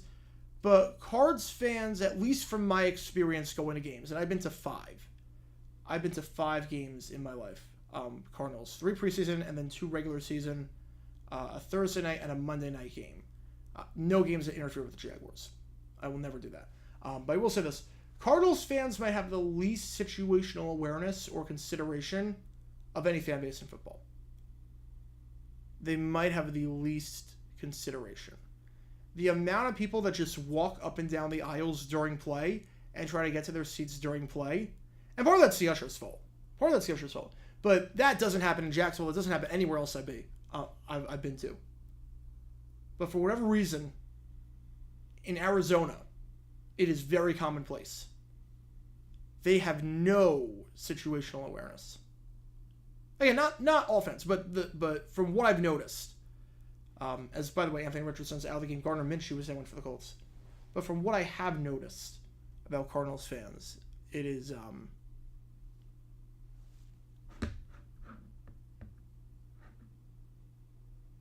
I've had to stand up because people are coming in and out of the seats and up and down the aisles more often than I have for any other team. And by a comfortable margin, I might add. 1st and 10, and that is a low throw. Incomplete pass. I think they're going to say it was a forward pass, and that was behind the line of scrimmage. Intended target on the play. Reggie Roberson. Will Levis in a QB. So Levis in a QB, despite the fact that the last drive was Willis, and I thought they were going to just alternate QBs. So this is a bizarre strategy, but that's what they got to hit. How's it going, IDK anymore? It's been a while since Tuesday your streams. Welcome to the stream. We got 2 more streams tomorrow. It should be a fun weekend of preseason football. 2nd and 10, get ball at the 30-yard line. Again, screen pass. That ball is caught, but well behind the line of scrimmage and thrown down on the play by number 21, Tyreek Stevenson. If you won an MVP of the game for the Bears, a thing to hold your hat high on, Stevenson. Nice tackle there, evading the blocker. Stevenson also had a bat down that was almost an interception.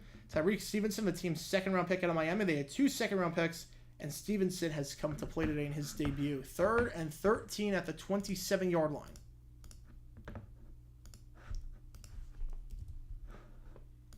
And also, speaking of lack of situational awareness, as Levis pump fake, now fires past the 6, that ball is caught, bit behind him, but that ball is caught on the play by Racey McMath. Gain of about 16 on the play, good enough for a Titans 1st down. There was one time where there was a thing encouraging the fans to get loud. So not the 43, the 48-yard line, I should say. Encouraging the fans to get loud, encouraging the Bird gang to make some noise. And they were on offense. The Cardinals were on offense. As in when you should not be making noise. So they get cheap seats. I eventually moved up to the 3rd row of the 50-yard line. I paid $8. Including fees, it was $9.60. Pitch play, and they get into Chicago territory. Getting a 3 on the play. Jonathan Ward now getting the carries for the Titans. His 2nd year with the team. So Spears got the runs to start. Then it was Haskins. And now it's the battle between Ward and Julius Chestnut for that final running back spot. If they do keep 4 running backs. Obviously, it doesn't just have to be between Ward and Chestnut because you can pick a guy up off of waivers. And I could absolutely see them doing that, especially with the Jaguars running backs. They're going to cut someone.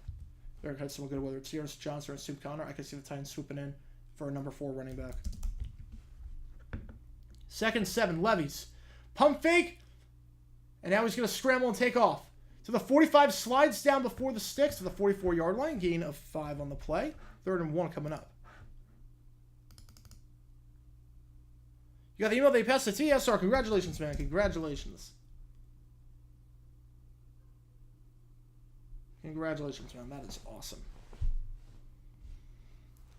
Because I think we all know with the Titans that Henry's the 1. He's guaranteed to make the roster. Spears is the 2. He's guaranteed to make it. Haskins is the 3. He's guaranteed to make it. So really, it's that battle right now between Chestnut and Ward that is something to keep an eye on if you are looking for a reason to watch besides Levis. It's that battle for that number 4 running back spot. All right, 3 wide. In the shotgun. Gets the snap off. Levis fires curl route. Caught over the middle. And fumble! And that is a fumble on the play. That one is definitely a fumble. I said before earlier that he did not make a football move. That one, he made a football move. Clock is stopped for the time being. Who's got the ball? Josh Weil was the one who caught the pass, the 5th-round pick out of Cincy. Who came down with it in that pile? Ball's at the 40-yard line. And it's going to be Chicago football. It is going to be Chicago football. So a drive ends in a turnover. They do say it was a catch. We'll see a replay, but I believe he took enough steps, made a football move. Yeah, that looks to me like a catch. That looks way different than the one earlier with Chris Moore. That looks way different. 1-2. He's taking off and running. Ooh, actually from that one, I'm not sure. From that one, I'm not sure. See, 1-2. He's taking off. I think that's a fumble. I think that one's a fumble. I think that one is a fumble. That one looks good to me. That one looked like he made a football move. That one looked like he started taking off and running. That one's close, but that looked way more like a football move than the Chris Moore one. I'll put it this way. Titans fans will know what I'm talking about here if you're watching this stream. Jaguars-Titans 2021, I believe it was James O'Shaughnessy, had a fumble. And that should not have been a catch. But they ruled it a fumble.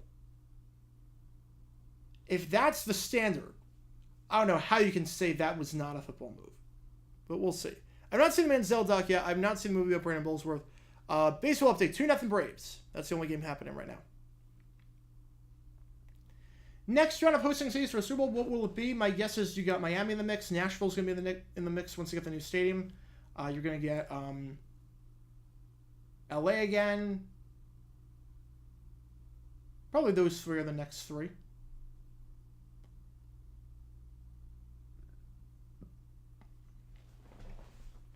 See, the thing is that if that is not a football move, it looks like he was taking off and running. I think he made a football move. He took off and ran. He lowered his helmet. He had possession of the ball. I think that is a football move. How much for parking did I pay? Free.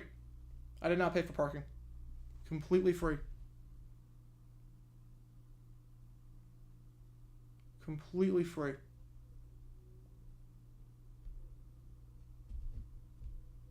Was there even a battle for LA? No. There was never a battle for LA.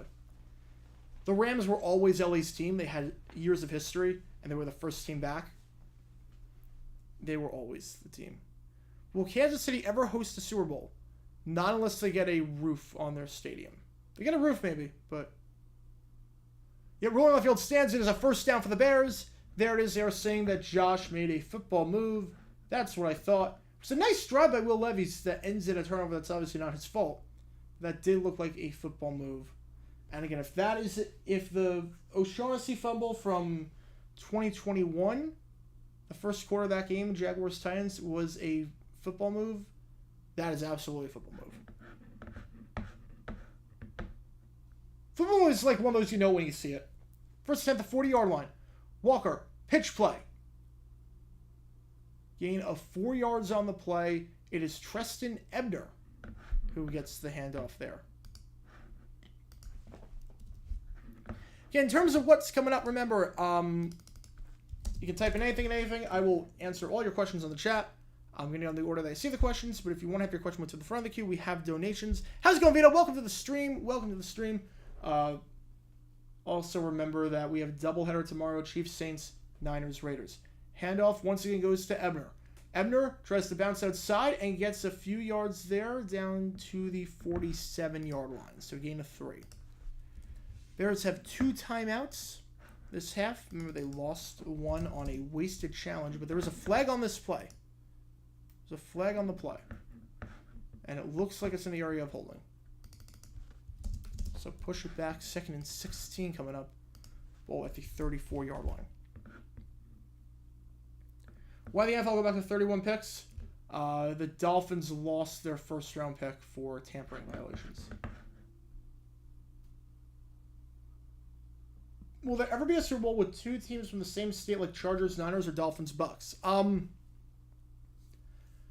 ever again, that's a long time. I mean, I could definitely see California. They got 4 teams. I think California's got a shot. 2nd and 14, we have a $2 from V-Dub. Thank you so much for that. Oh, yeah, I answer just bizarre questions. Incomplete pass, but there is PI on the play intended for Velus Jones. So let me get your name there, V-Dub, and then I will adjust the scoreboard.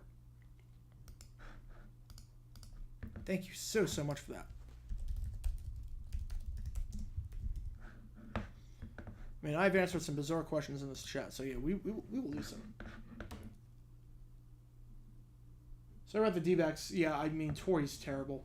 Who could have seen this coming that Ryan Nelson was not that good of a pitcher? Who could have seen that coming except everyone that knew fastball velocity and whatnot?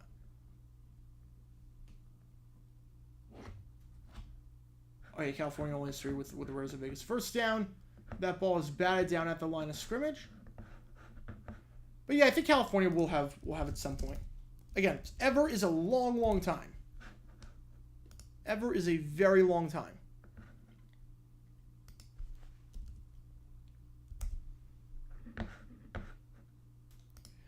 Will the Super Bowl go back to an outdoor cold weather stadium? No, never going to happen. It didn't help that at MetLife it snowed 90 minutes after the game ended. They avoided disaster by a hair. Second 10, handoff up the middle. Once again goes to Ebner, and Ebner goes down at the 45-yard line, brought down on the play by Chance Campbell. The 3rd and 7 coming. Oh yeah, the scoreboard's so bad for the Bears. It is so bad.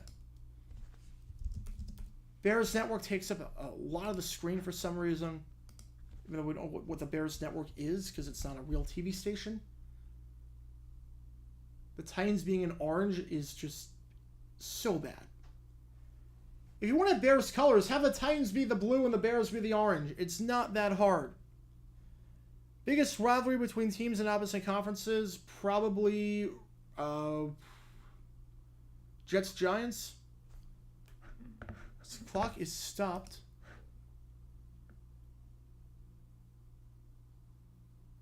Is there an injured player that the clock is stopped? No, the clock should not have been... I don't know what that was.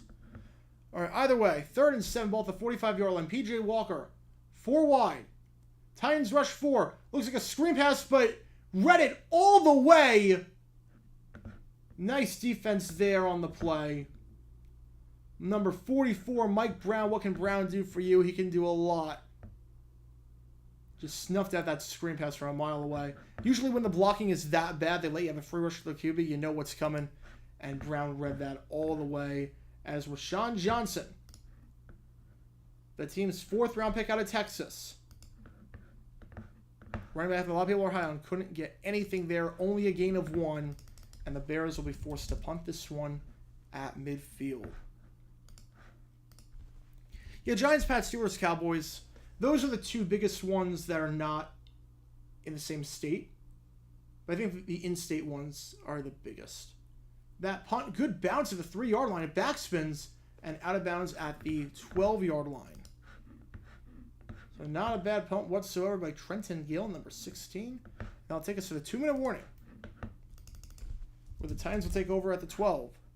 We'll see who's in a QB. Again, they're playing musical chairs right now with Levis and Malik Willis. 14-all.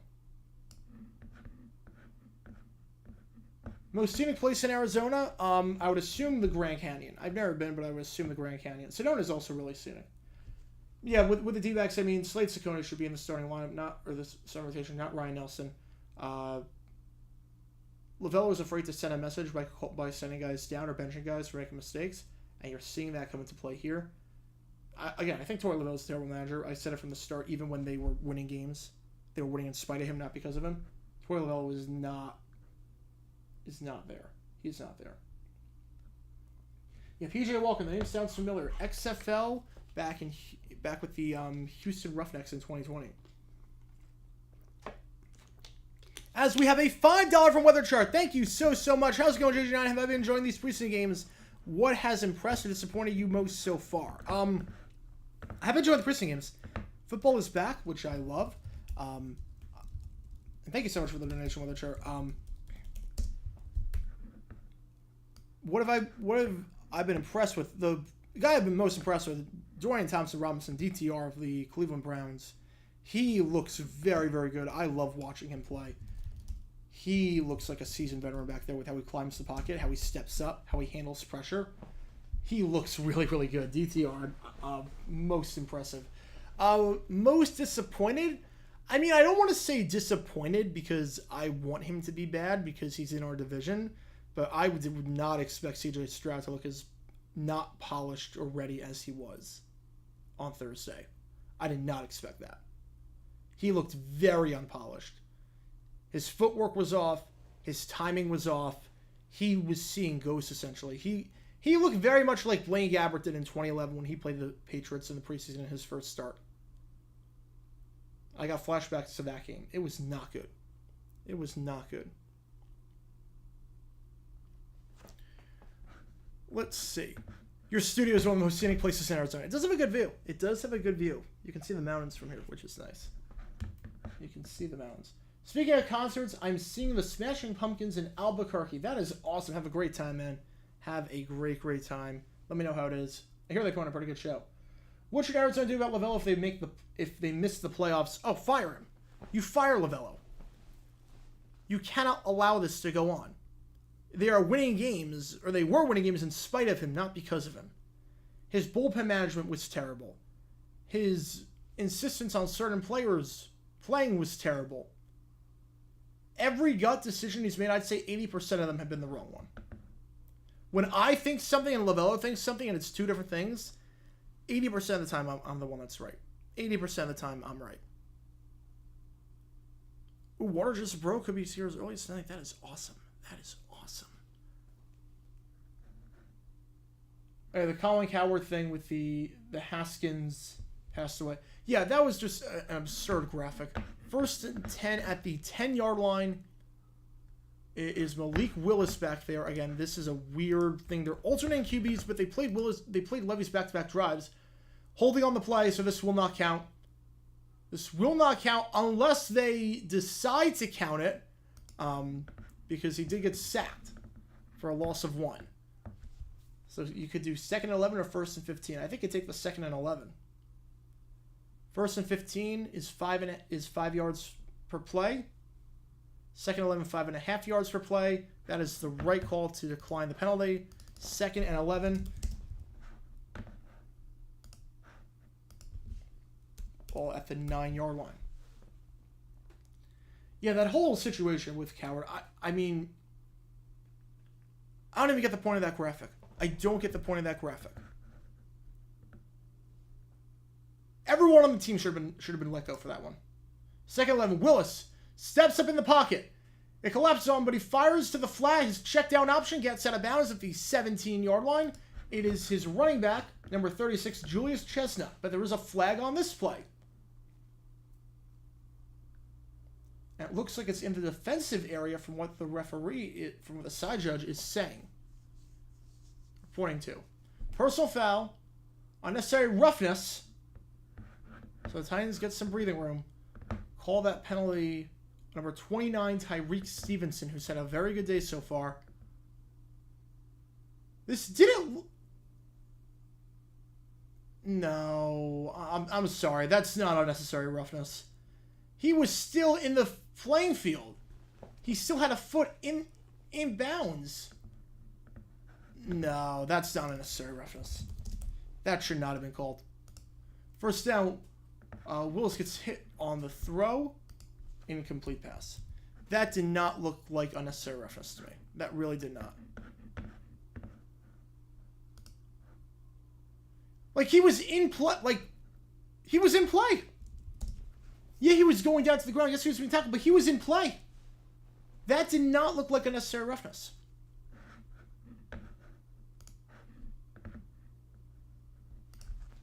Yeah, we'll talk about the Coward thing at halftime. We'll talk about that because there's a lot to talk about with that.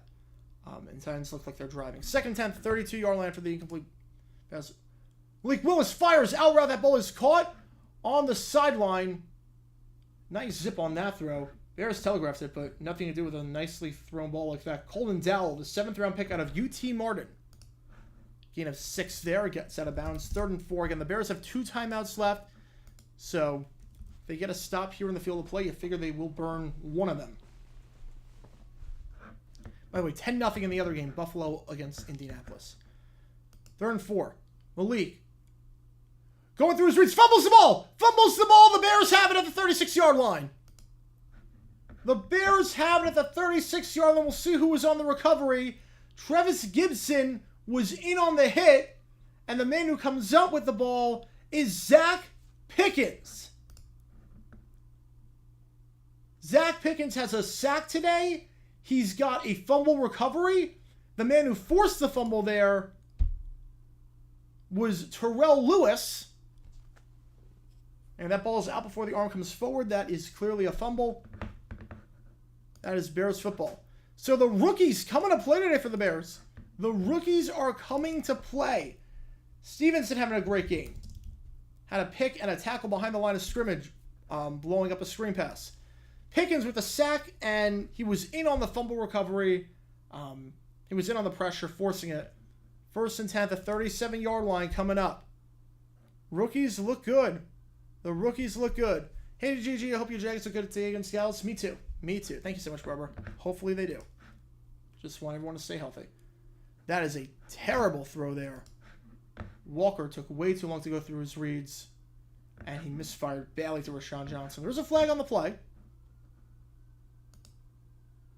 but it is being covered up because of the NFL Total Access advertisement. That's on NFL Network. That's not on the local broadcast affiliate. I also have the local broadcast affiliate for the Bears. As awful as their scoreboard is, it has hands to the face on the Titans, so move them up 5 yards to the 32-yard line. As bad as it's been, they're actually focusing on the game. They're not focusing on unnecessary stuff. The camera angles are pretty good. The cuts are pretty good. Like, this is not terrible. The scoreboard needs work, but this is not terrible. Sack Pickens. Yeah, I think that's going to be his nickname. He keeps this up. It will be 1st and 10, 32-yard line. P.J. Walker. They rush 4. He fires to the sideline. One-on-one coverage. Incomplete pass. Intended target play was Nasimba Webster. Coverage there by Armani Marsh, the undrafted rookie. 2nd and 10 coming up.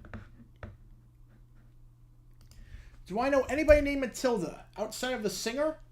No, wait, no, that's Martika. That's Martika. No, I do not know anyone named Matilda. I mean, I know the Australian women's team is the Matildas. I know the movie, but I don't know personally anyone named Matilda. Worst memory as a Jags fan. Oh, man, pick your poison. Pick your poison. Oh, man. 2nd down, play is blown dead. I'd probably say the week in 2016 where the Jags lost to the Raiders, Malik Willis got ejected, Rashad Green called out the fans, and then they followed up with an embarrassing effort on Thursday Night Football against the Titans. That was the most disgusted I've ever been at this team. So that was pretty bad. Worst memory, like, most heartbroken was AFC Championship and the Colts game in 2009 when Garrard overthrew Mercedes Lewis. That pretty much ended our season.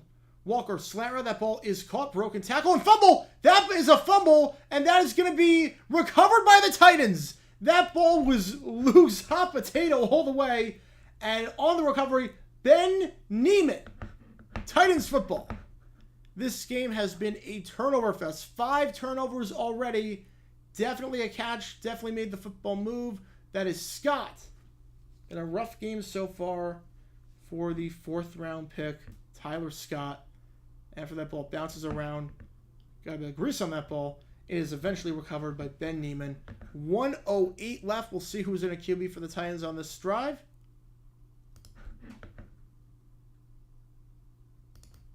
How many NFL players that got drafted in the 2000s are still actively in the NFL? I would think 25. I would guess 25. I have no clue. Just join. Who's playing well? Who's playing like garbage? Everyone downfield blocking for the Bears has looked very good. Playing like garbage, Velus Jones. He is now in serious danger of making the roster. For the Titans, I was really impressed by Spears. Really impressed by Spears. 1st and 10. Will Levis has also not looked very good. Race McMath avoids the hit on the drag route. Gain of 12 on the play. Good enough for a 1st down. Titans have 3 timeouts. You would think they would use one of them here. They're not. 4 wide. Malik Willis, as they rush 4, he gets hit on the throw. Incomplete pass. Got hit there. Pressure coming on the play from Gibson. Travis Gibson. 2nd and 10 coming up. I thought the graduation party was at 2. It's at 4. It'll be on for the stream. All right, that is awesome, man. It's going to be a busy day for you. It's going to be a very busy day for you. That is awesome. Thank you for choosing to spend it with us. I want to say Mellinger going to come into the game at QB for the Colts. Probably probably the second half. Let me play the entire second half. Levis fires to the sideline. That ball is caught at the 42-yard line. 38 seconds left. I will say, Levis is throwing the ball a lot better than he did last season. It's that catch made by Robertson. There's still some things to work on, definitely, but he's got a lot more zip than what he had. All right, they're going to review the play. It looked clean from this angle. It looked clean. That looked like Reggie Robertson made the catch, but we will see on second look. Yeah, that... Did he have control the whole way through? He did. The ball hits the ground, but it's not moving. He didn't trap the ball. That's a clean catch.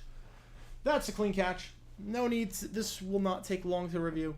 Clean catch.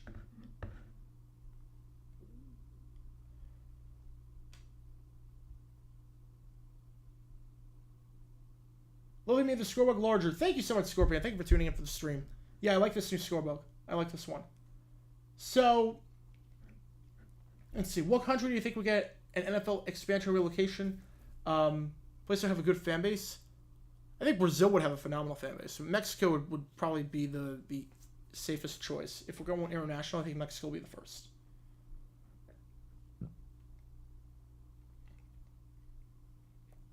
Does ESPN get full control of the Big 12 or the SEC? I believe they have. I believe they have full control.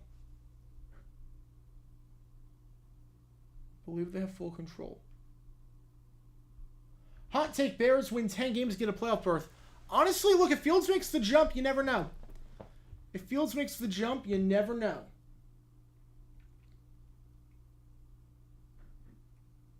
Harry Kane to Bayern Munich. Yeah, I'm not surprised with how bad Spurs crashed last year. Kane wants to play more competitive football. I'm not surprised. All right, that is a catch, just like we all thought. 3 timeouts left for the Titans, 38 seconds left. 4 wide. Malik Willis. They rush 5. He's going to take off and run. At the 45 to the 50. Breaks a tackle down at the 46-yard line. The Titans will burn their first timeout. Down to the 46-yard line.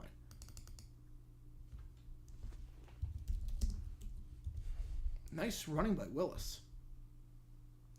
We'll say Willis is doing a better job climbing the pocket than he did last season as well. You're definitely seeing some improvement. I'm still not sold on Willis whatsoever, but you're seeing some improvement compared to last year.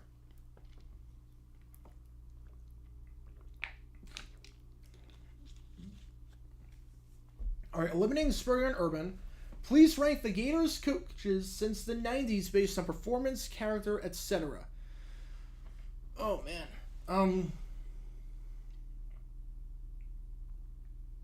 I'd probably go Mullen, Muschamp, Zook. Way too early on Billy.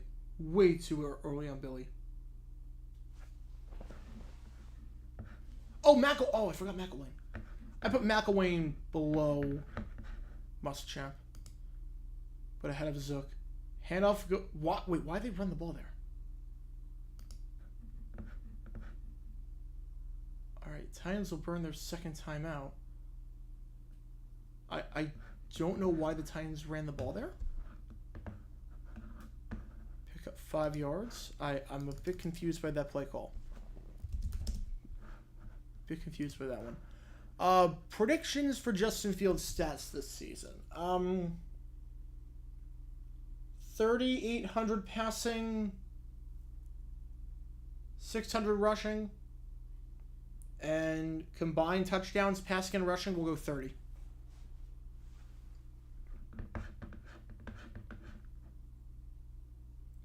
All right, so the whole Collinsworth thing with Haskins, since there was a bit of a break in the action. So first off, the graphic was terrible. I don't even know, what was the point of that graphic? You're saying that starting QBs can't win a Super Bowl? And then you put Daniel Jones on there. You put Justin Fields on there. You put, I mean, the graphic itself just didn't make sense. And then obviously Haskins can't win one because he's dead. And to have him on the graphic and to say that is insensitive. The graphic had typos. I mean, it was just a debacle all the way around. It was a very low moment in that show's history, of which there have been many, but it was a very low moment. Over under for dumb decisions videos in 2023, I'm going to say 15. I'm going to say 15. All right, 2nd and 5. Titans only have 1 timeout left. I have to adjust my score bug for that.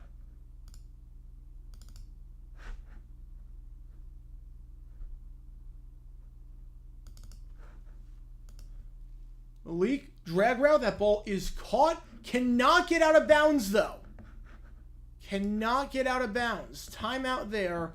No timeouts left. Catch there made by Trayshawn Harrison, but doesn't have the speed to get to the sideline. The undrafted rookie out of Oregon State. And the player keeping him in, once again, Tyreek Stevenson. A great open field tackle forces the Titans to burn their final timeout. Again, Stevenson is playing lights out right now. Tyreek Stevenson, I'd be happy with him if I'm a Bears fan right now, because he has looked the part. All right, 1st and 10 at the not the 19 seconds left. 1st and 10 at the 30-yard line. Remember, Titans have no timeouts. Willis can take a sack here. Empty backfield. Bears rush 4, and they fire a curl route. Gain of 6. I'm not really sure what the point of that was. Got to get to the line quickly. Catch there was made by Reggie Robertson. Willis has to spike this ball. He's taking his sweet time to do it. So 3 seconds left. I don't quite know what the idea behind the... I honestly don't know why you would call that play. The 7 yards is not really making a difference. It's still a pretty makeable field goal either way. I'm not sure why you wouldn't call a play at the sideline there. Wouldn't take a shot to the end zone. I mean, the difference between a 40 and a 47-yarder, I mean, it's something, but it's not crazy. This field goal by Caleb Shudak. Kick is up. Kick is good. So the Titans do get points on their final drive before the halftime break. 17-14. Bears do get the ball to start off the second half, though. The Bears do get the ball to start the second half off. All right, let's have halftime. All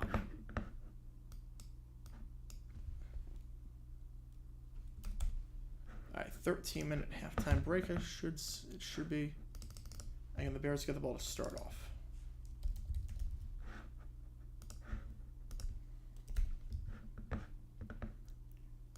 All right, let's see those questions. See what we got. Does Hurts win MVP in 2022 if he doesn't hurt his shoulder? No, I think Mahomes still wins it. Will Mahomes play drive tomorrow? He is going to. They are going to play their starters. And if you want to hear a question with the front of the queue, we have donations. Otherwise, we're just going to go to the order they see the questions. Again, I am working on 3 hours of sleep. I still have to eat some breakfast, so.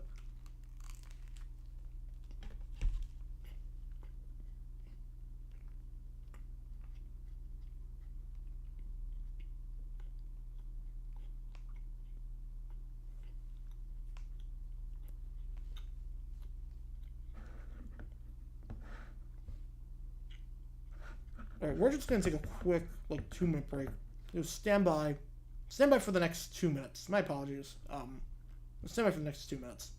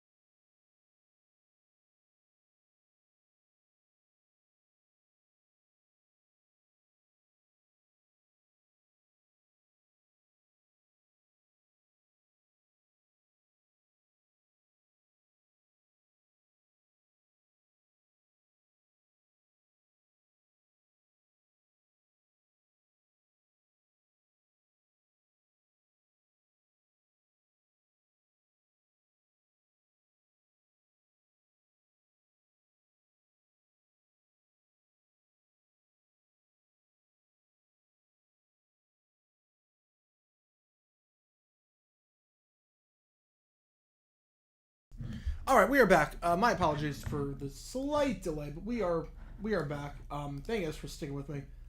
Again, we are at halftime right now. Let me get this clock going again.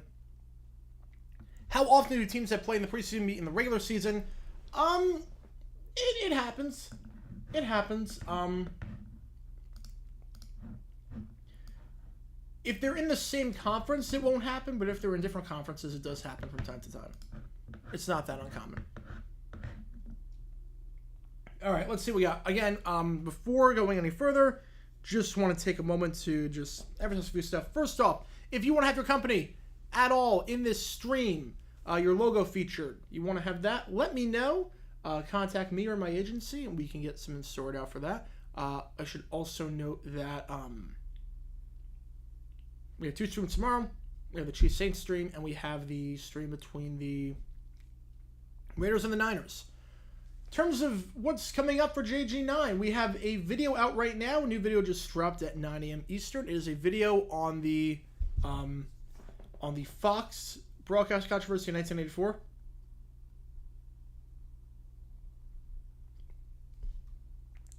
It was a video on that, so go check that out if you haven't already after the stream is done. Fun video to do. You guys are really promoting that, which is awesome to see, so thank you guys so much for that. Tomorrow, hopefully we get a video out at 9 a.m. No promises on that. I might be exhausted. No promises on whether we will have a video out tomorrow. No promises. We will see. We will see. Hopefully we will have a video, but I'm not going to promise anything. But we will have the live streams guaranteed no matter what. And there will be a video Monday, no matter what. So, nothing to worry about. Nothing to worry about there. Also, JG8 video, one dropped on Sunday. One should be out soon. I sent one out to my editor. Hopefully,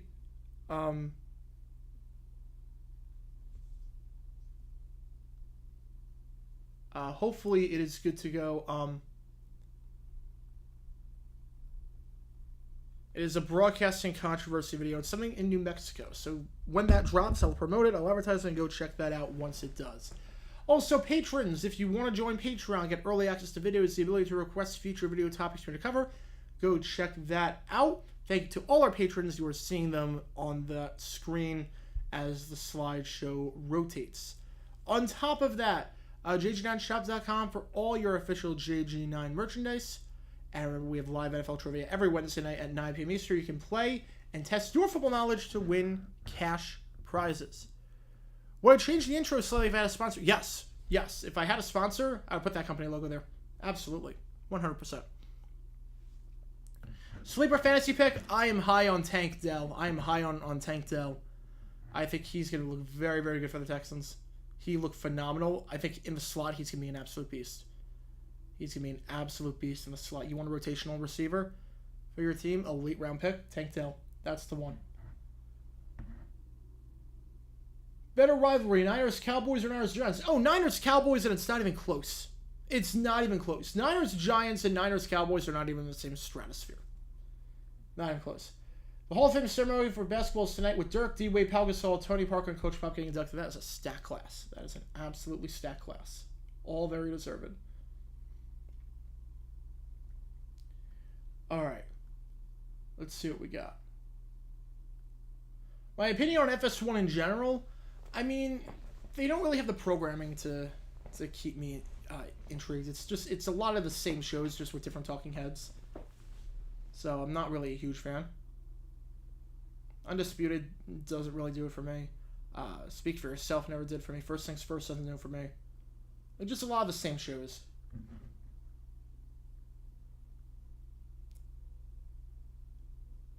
Alright, let's see what we got.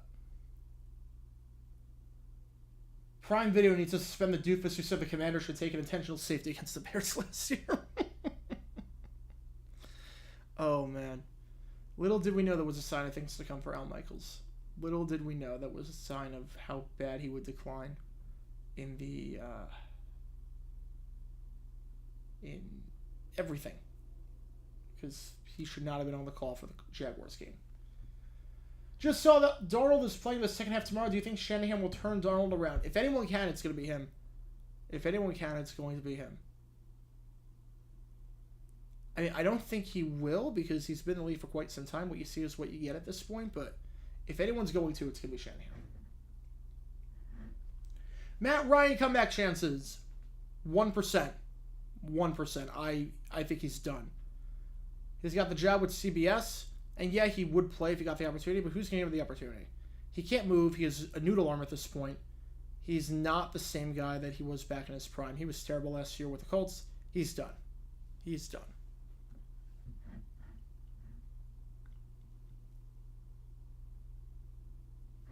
He is done.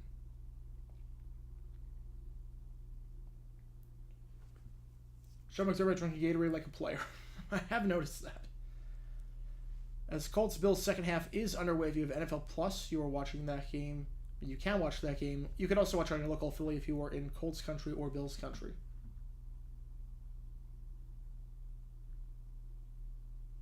Listed Ford versus Ferrari movie on FX as live sports. Yeah, definitely not live sports. Good movie, but not live sports.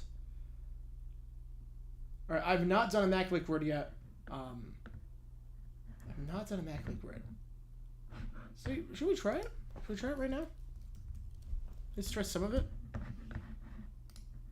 All right, Niners Patriots. First team that came to mind is Matt Cavanaugh. It's the first thing that came to mind was Matt Cavanaugh. 0.2%. There we go. Niners Raiders. I did a video on this guy, Ted Kwolek, the tight end. 0.06. All right, we are cooking. We are absolutely cooking there. What's the average score on this one? I'd like to see the average score, see what people get. 7.4 is the average. But okay, so 2 boxes down, and we've had a combined score of 0.26. We're in a good spot. We're in a pretty good spot.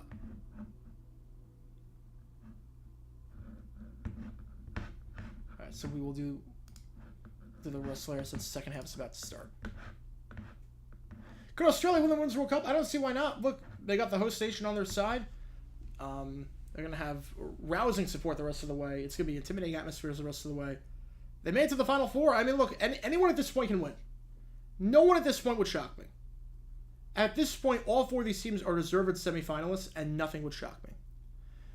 Better rivalry, Jags, Titans, or Lions versus winning in the playoffs? I mean, Jags Titans have been around for 30 years, but Lions playoffs has been around for double that, so I'd probably go Lions.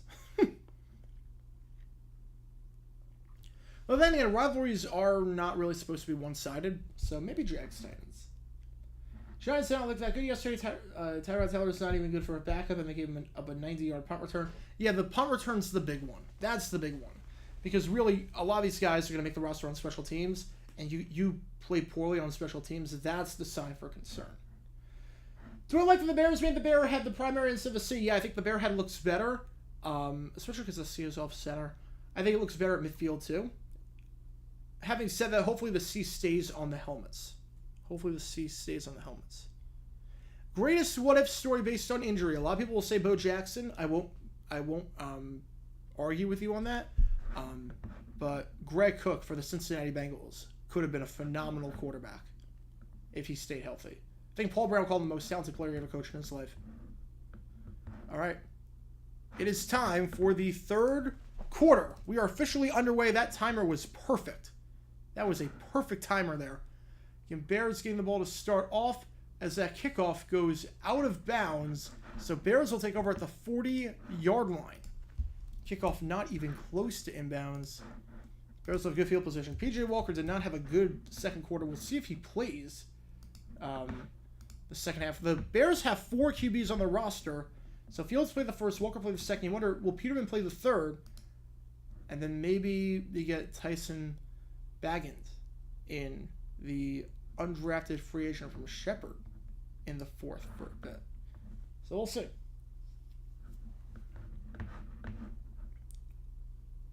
It is going to be Peterman. Nathan Peterman, the former Bills quarterback, the former Pitt quarterback. He is in the game now. Oh no, the Bears scoreboard, yeah, it's still bad. Play action, Peterman just throws it off in the flat. And that ball is caught for a gain of 2. Nice open field tackle there on the play.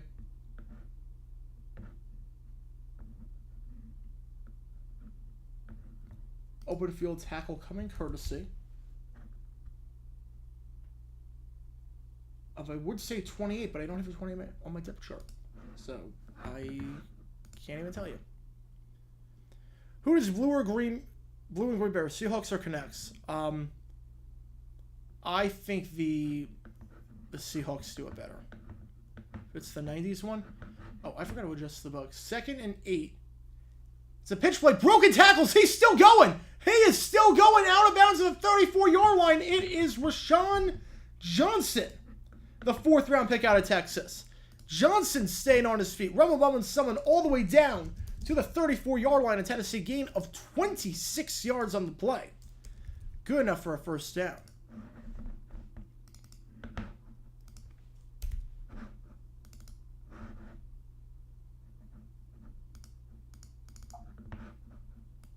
Let me just adjust this really quickly. There we go. 1st and 10 at the Tennessee 34-yard line after the big run by Johnson. Handoff goes to Johnson. Once get up the middle. Jukes at the line of scrimmage. Nice footwork. Down to the 29. Gain of 5. Nice patience and vision by Johnson. Getting 5 yards there. How is Nathan Peterman still in the NFL? That is a very good question, and it's a question that I will not know for the life of me. All he does is throw picks and take sacks. He should not be in the NFL, but he's the 3rd stringer right now. How long until we hear about Derek Carr getting popped for roids? I mean, I doubt that would happen. 2nd and 5. Peterman, out route. That's a terrible throw. Incomplete pass. Look, you're going to throw an out route like that, you got to have some zip on that ball. You got to have some zip on that. That ball was well underthrown. No velocity whatsoever. Easy play to bat that one down and jump the route. You got to have some zip on that, and Peterman did not. Who's on your jersey? Keelan Cole. This is Keelan Cole, number 84, undrafted rookie from Kentucky Wesleyan back in 2017. You might remember him best on the Patriots catch in 2018, the one-handed grab that he had in that game. 3rd and 5, 4 wide, 3 on the near side. Peterman steps up in the pocket, fires, jump throw. That ball is caught. And down at the 14-yard line, catch there made on the play by Decimba Webster. Gain of 15 yards, good enough for a first down.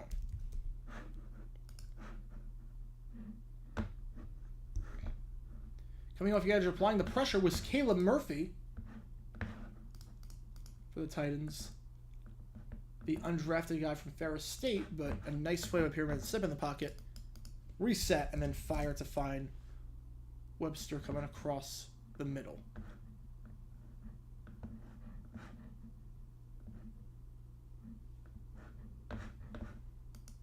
First and 10 at the 14-yard line. Nice stride for the Bears after a good field position. Following the kickoff out of bounds. Handoff goes to Johnson up the middle. Johnson, he is tough to bring down. He's a very low center of gravity. I'm noticing that, which is nice to see. Rashawn Johnson, you tackle him, and he just finds a way to stay on his feet, even though it doesn't power over you. He just finds a way to stay up, not go to ground easily, get a few extra yards before going to ground. Very low center of gravity, good balance going down low. I like him better than Foreman. I think Herbert's your number 1 back, but I like Johnson over Foreman as the number 2. 2nd and 4 at the 8. Peterman, handoff. Johnson, nothing doing. Ball up at the line of scrimmage. Loss of 1 on the play.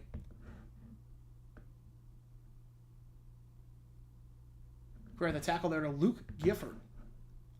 So 3rd and 5 coming up at the 9. Matt Barkley in the game for the Bills. I should also note that there will be times where we have Monday Night Football doubleheaders this year, where ABC and ESPN will have a game at the same time.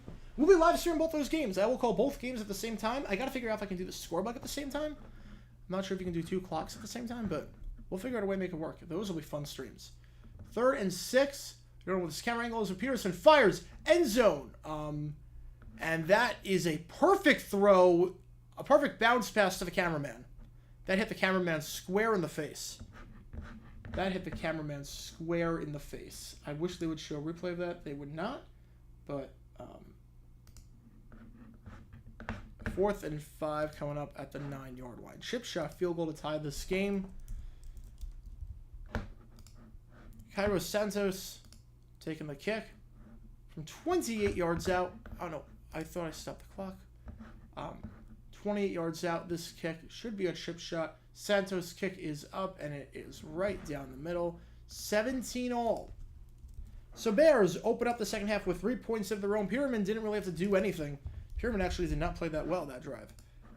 But 17 all, and we'll see how the Titans play the second half at QB. Do they still alternate between Willis and Levis? Do they just give it to Levis the entire time? Yeah, I will be doing my Kevin Harlan. It will be fun. It will be fun. YouTube announced that they're removing the ability to click on links on YouTube Shorts. What are your thoughts on that? Well, they're doing it because they're redirecting. You can now redirect your shorts to long-form videos, which is better. That's way better. So I have no problem with that. Deadline first cuts, there's just one wave of cuts this year. There's one wave of cuts. Yeah, I have no problem with them removing the links. I have no problem with that. Because you can redirect, because most of it you can it's either spam or it redirects to other long-form videos. Like, that's what I do. I use links to redirect to long-form videos. And now you can directly redirect to long-form videos, which is awesome. So, yeah, it makes sense. Yeah, first cuts are the same as final cuts. It's the same. It's usually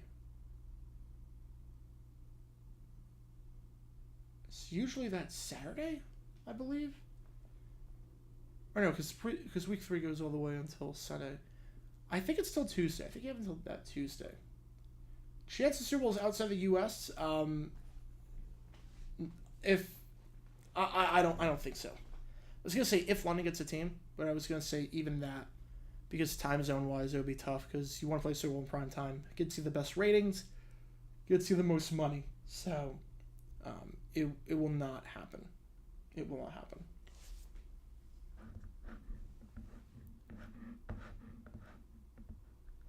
Yeah, I like 5 men keep 90 until final cut day. What were your thoughts when Jacksonville hosted the Super Bowl? So I was not really a fan at the time, but like I did not watch that Super Bowl. Like I was not really a fan, but I mean, looking back on it, look, they were not really ready for it. They were not really. It's kind of shocking looking at Jacksonville and how they actually hosted a Super Bowl, because it really is bizarre. It really is bizarre. So that city's not very big in terms of tourist attractions and whatnot.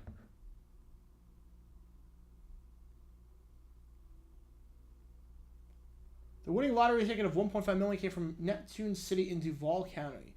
All right, Jacksonville represent. All right, kickoff. Titans are going to get this one in the end zone. It's fielded to the 10, to the 15. Got a bit of a hole to the 20, to the 25, and down to the 26-yard line. The return there to Reggie Robertson. So first at the 26 for the Titans coming up. Look, if there was more of a hole there. Close them kind of quickly, but Titans do get the ball to 26. Better than a touchback. Well, you're not going to Super Bowl. The game starts at 11 a.m. It's not going to happen. It's just not going to happen. All right, let me get rid of the spot.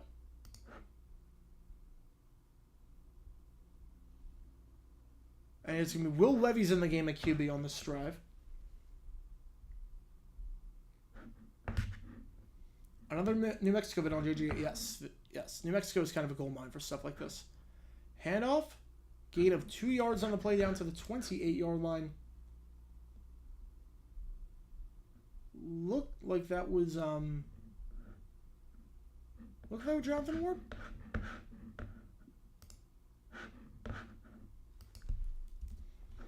A gain of 2 on the play.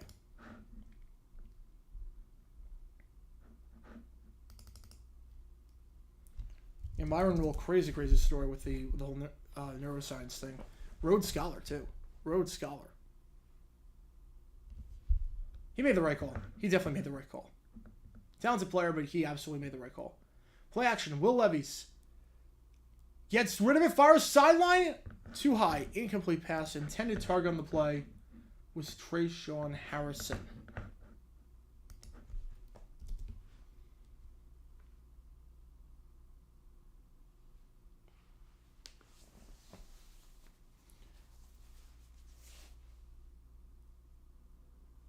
Clean pocket, too. Clean pocket. Right, 3rd and 8, looking to avoid a 3 and out. Greatest coach never to win a Super Bowl who is retired. I mean, that's still alive. Marv Levy's still alive. I mean, he's still kicking at 98, so I guess Marv Levy. 3rd and 8. Levis, very off-balance throw. It's caught. Only 3 yards there, though, and it's a 3-and-out catch there made by Justin Rigg, but it is well short of the sticks. And the Titans will be forced to punt, going 3-and-out. The footwork for Levis has not been great today. I mean, you saw it right there. There was no reason to throw that off balance. You could reset your feet there. You had time to do it. If the Oilers and Titans stayed in Memphis, would they have renovated Simmons Bank Liberty Stadium more often than they do now? Oh, they would have had to. They would have had to. They would have had no other choice. Prior to the 1991 season, Chiefs linebacker Percy Snow broke an ankle in a motor scooter accident during training camp. I did not know that story. I gotta check that out. That punt is fielded by Tyler Scott. The Bears will take over rather than a 30-yard line. Thoughts on FS2? They don't air anything. FS2 does not air anything. They just air reruns of shows, America's Day at the Races when it's overflow. I mean, it took long for them to get in HD. It was standard definition for so long. Yeah, no, FS2 is an afterthought. If FS1 broke up the talking head shows more, it's all the same content. It's all very similar content. Like, even ESPN, like, even though they have a lot of talking head shows, it's very different styles. FS1's very, very similar styles. Very, very similar styles. Again, if it looks like I'm exhausted again, I'm loving this. I'm loving interacting with you guys. I'm just working on 3 hours of sleep. That is all. So if I do look like that, I just want to apologize in advance. I was super, super busy last night. Not just getting back from the Cardinals game, putting content out for you guys, but I was doing the 24-minute video that came out today. The video on the Fox game in 1994 between the Giants and the Rams. That led to a broadcast controversy with that and the Eagles and the Cowboys. So, I apologize, and I've got a long night tonight. Obviously, the Jaguars play at 2 o'clock, which is going to be awesome to watch the Jaguars play again. Just hoping for no one to get hurt. So we're going into a preseason not worrying about the QB position. It is very weird. So Braves lead 8-0. If you want a baseball update, Matt Olson once again hitting a home run. That's 41 for him on the year. It's crazy. You replace Freddie Freeman with Matt Olson, you might be better off. Absolutely crazy. It's smart that the 2 off days for the World Series are Sunday and Thursday. Yes. Yeah, I like that they made that change. I like that they made it. Remember, there used to be a time 15 years ago where the NFL refused to play Sunday Night Football games against the World Series. My, how times have changed. My, how times have changed. A lot.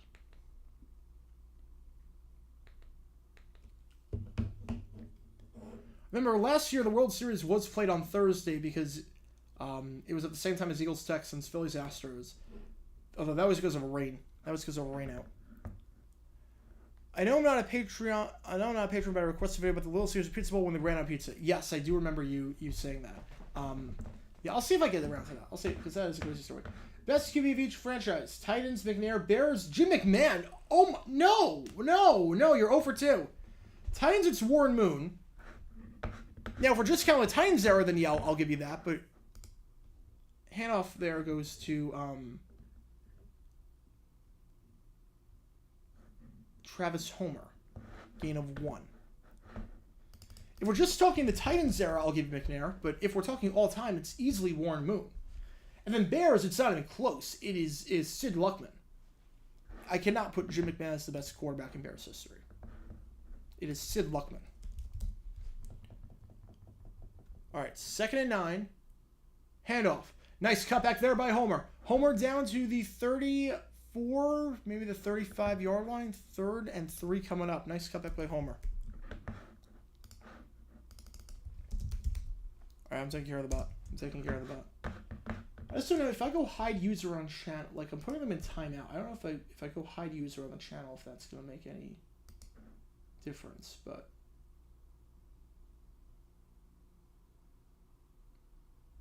Who are doing that? Owen Daniels is a meteorologist? I did not know that. Good for him. It's a very good tight end.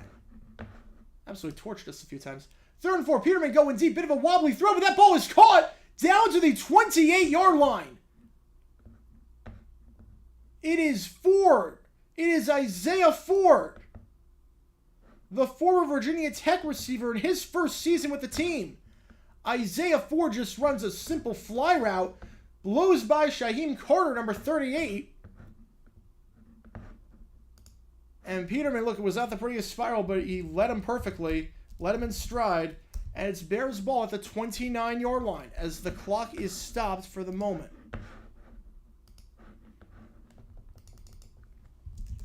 What do you think of Baker yesterday? Again, I didn't really watch any preseason games yesterday outside of Broncos Cardinals. I didn't get the chance to because I was at the game. So I would have to see the condensed games over the weekend.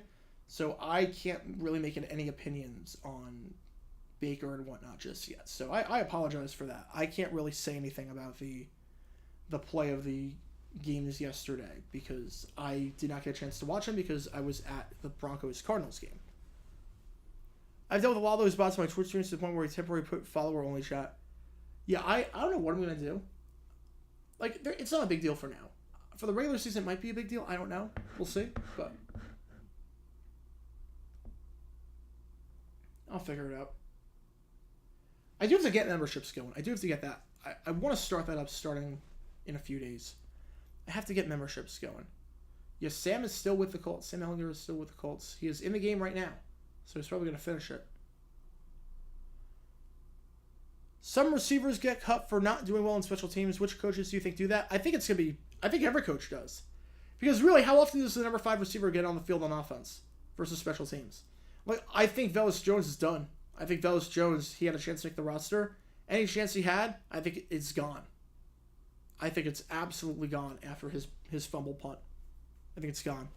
Top 5 Titans such Oilers head coaches: Fisher, Roomkiss, Phillips, Glanville, Party. Yeah, that's pretty good.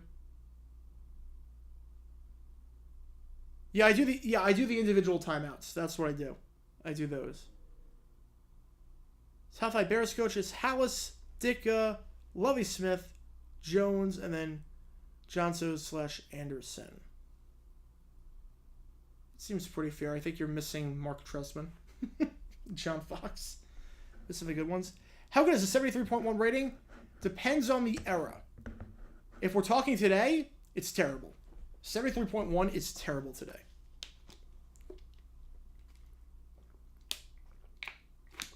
ESPN has laid off a lot of people lately. Yes, they have. Problem is that these layoffs, a lot of them are not performance-based. That's the problem. A lot of these are not performance-based whatsoever. Super Bowl win that ended up ruining a franchise.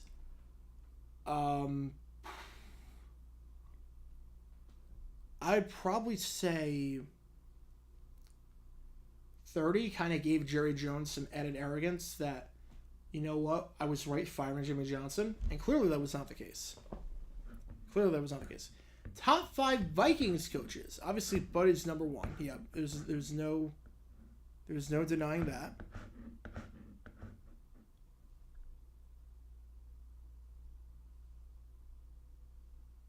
There's no denying that. Top 5. Let me think. Let me start the clock. 1st and 10. Bit of a stumble there by Peterman, but eventually gets it off to Homer. Homer stumbles his way forward to the 24-yard line, gain of 5 on the play. 2nd and 5 coming up. Yeah, that's tough. So I would put, for top 5 Vikings coaches, it's really who do you have at 2 and who do you have at 3? Do you put Burns and Green, or do you put Green and Burns? I'm going Green and Burns. I'm going Dennis Green at 2, Jerry Burns at 3, Zimmer at 4, and Childress at 5. There are not really a lot of coaches. Obviously, Leslie Frazier, Les Steckel, Norm Van Brocklin. You're not going to put any of them there. 2nd 4 powers his way forward into the red zone to the 17-yard line, gain of 7. They were good enough for a 1st down. I'm not sure I put Tice over... I don't know if I put Tice over Childress.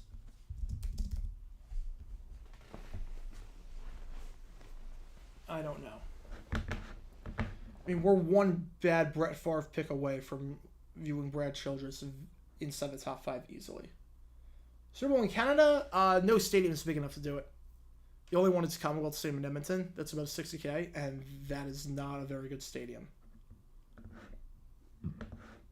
Plus, they would demand way too much to do it, so it wouldn't even be worth it. Handoff, once again, goes to Rashawn Johnson, down to the 14-yard line. 2nd and 7. Yeah, I'm liking the shiftiness of Johnson. I'm liking it. I think he can complement Herbert well. I think Johnson's your number 2 back. A 119.7? Yeah, that's amazing. That's an amazing rating. Les Seckel, Rob. Yep. I cannot wait. I mean, I'm loving the Vikings documentary so far. I cannot wait for the 80s episode because I know that John Boyce is going to find a lot of good stuff on Steckel because he was quite the character. Peterman just dumps it off in the flat down to the 10-yard line. It is Rashawn Johnson. 3rd and 3 coming up. Peterman just taking what he's given on that one. 3rd and 3.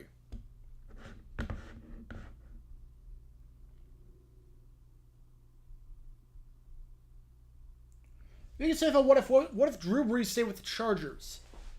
If that happened, then Rivers probably is trade bait. Rivers goes somewhere. My guess is that if Brees stays with the Chargers, 2006, he's the starter. My guess is that the Dolphins try and make a push for him. That's my guess. Or the Saints. 3rd and 3. Peterman tries to avoid the sack. He cannot. He goes down behind the line of scrimmage. Loss of 1 on the play.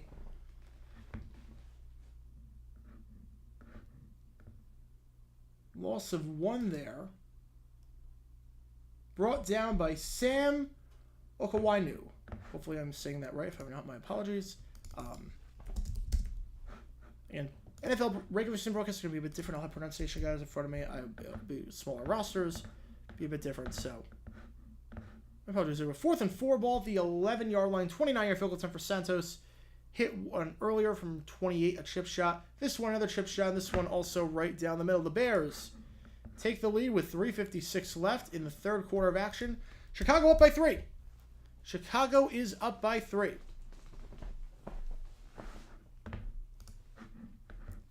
Well, if Saban and the Dolphins did take a chance on Brees, I think Saban is still coaching in the NFL today.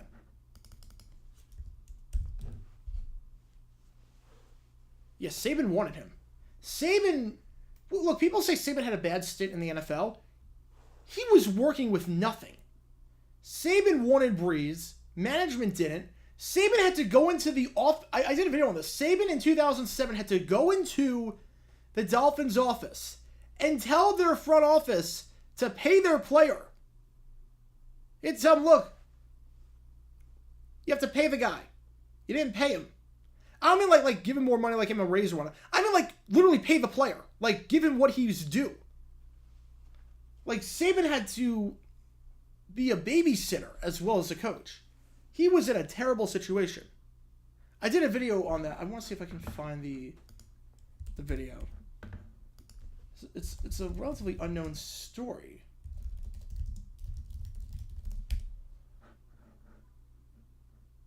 In 2006, I did a video. What was it? A year ago that I did that video. Wow. Like this is the video. It like Saban had to do way too much. Way too much. More questionable broadcasting decision, Dennis Miller or Rush Limbaugh? Look, Miller was a way to try and boost the ratings. Didn't work out, but you can get what they were trying to go for there. Rush Limbaugh, you knew how that was going to end. You knew exactly how that was going to end the moment that they hired him.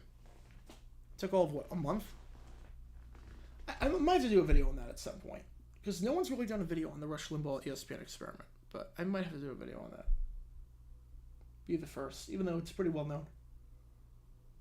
Again, if I'm yawning, if I look like I'm tired again, I am loving this. I'm just working on 3 hours of sleep because of the video last night, and it was a late night at the Cardinals game, and all that. So, just want to make that clear. JJ and I have a hell of a stream calling the game as well as getting rid of the bots. Thank you so much. After watching that video, it should change the perspective of people's views of Saban leaving the Dolphins. I don't blame him anymore. Exactly. Exactly. I don't blame him one bit. I don't blame him one bit.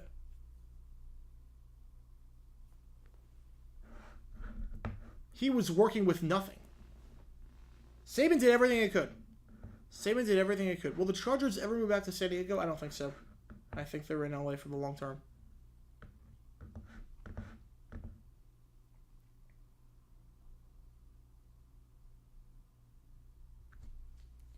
I read that when the Raiders were in LA, the league refused to grant them any home games, saying the Coliseum's neighborhood is sketchy, thus they were the only all Monday Night Football as the road team.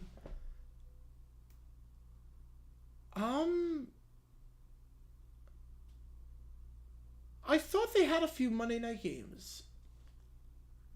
I could have swore they had a few Monday night games. All right, 1st and 10, ball at the 25-yard line for the touchback. It is Levis in the game. He's going to hand it off up the middle. Gain of 2. Like, I could have swore they had some Monday night games at home. Also, the Rams had Monday night games in LA when they were at the Coliseum. 2nd and 8 coming up. Like, I could be wrong on that, but I could have swore they had some Monday night games back in the 80s. Maybe eventually they changed their rule, but I could have swore they had. All right, 2nd and 7, quick little pass. That ball is caught. 1st down at the 37-yard line. Catch there made by Kyrus Jackson. Kyrus Jackson, the undrafted rookie out of Georgia. Yeah, I knew. Yeah, Chargers Raiders 82. That was in LA. That was in LA. I knew it. Why was Tony Kornheiser a color commentator? They wanted that synergy with ESPN. It was like, look, ESPN broadcast game. Let's get an ESPN personality on here. Let's have PTI as the lead-in for Monday Night broadcasts. It will work perfectly. It will increase the ratings. Yeah, it didn't really quite work out that way.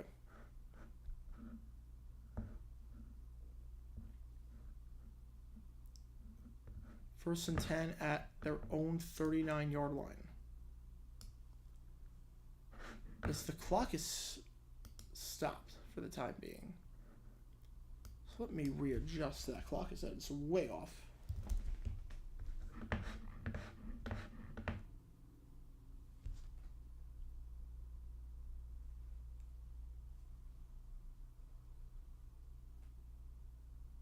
BC Place cannot host a rule. It's not big enough of a stadium. It doesn't hold 60,000. A stadium has to hold 60,000, preferably 70,000. Now, Tony Kornheiser was just a journalist. He was a writer.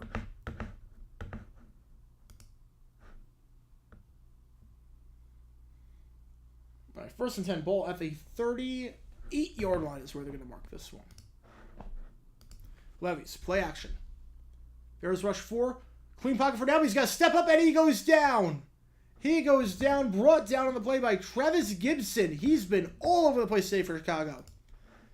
He looks like a very good rotational piece. He gets off his blocks quickly. He's winning these battles at point of attack. He's got... I mean, the bend's not bad. The bend for a guy of his size is not bad. Remember, the Bears did sign Yannick Ngakoue. He did not play today, but they did get him for some pass rush help. Bears are a pick by a lot of people to maybe make a run this year. And I could see it. Especially the pass rush keeps playing like this. 2nd and 10. Handoff. He's got a hole. To the 45, to the 50. To the 45, to the 40. Down at the 37-yard line. Handoff there. And it goes to Julius Chestnut. So they're in Chicago territory at the 37-yard line. Yeah, Gibson's absolutely proven he deserves to stick around. The best player on the field for the Bears, besides Stevenson, I think Gibson might be the best player on the field right now. He's been the winner. The winner today, the players that improved their stock the most, on the Bears, it is Gibson. It's play action Willis. Willis once again Levis once again goes down. Couldn't feel the blindside pressure. I don't know why I said... I was saying Willis because I was going to say one of the big winners today for the Titans was Willis. That's why. And that time, Terrell Lewis, another winner for the Bears today. Nice bend, gets around the tackle. Jalen Duncan. the team's 6th round pick out of Maryland. That's one thing I am noticing with Will Levis. That is one thing. He is not really sensing the pressure very well. He does not have a good feel for the blindside pressure. So we have an injured tight end over there. It is Kevin Rader, who's down the tight end. Young's downstay, his 2nd year with the team. 1:20 left in this 3rd quarter of action. 2nd and 18 coming up. But I am definitely noticing that Levis is having some trouble feeling that pressure. Blindside, if someone's coming on blindside, you gotta have that awareness. You gotta have that clock. You gotta have clock it. Wow, that pocket clock. That's what I meant to say. That pocket clock, and he just doesn't have that. At least not right now.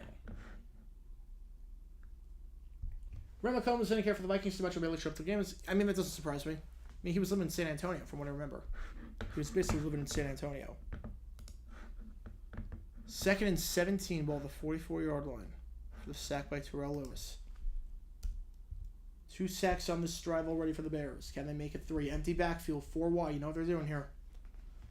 Bears rush 3 this time. It's a quick little curl out. That ball is caught at the 38. Nice move down to the 29-yard line. So they get a good chunk of that yardage back. It's Mason Kinsey. They're on about 3 coming up.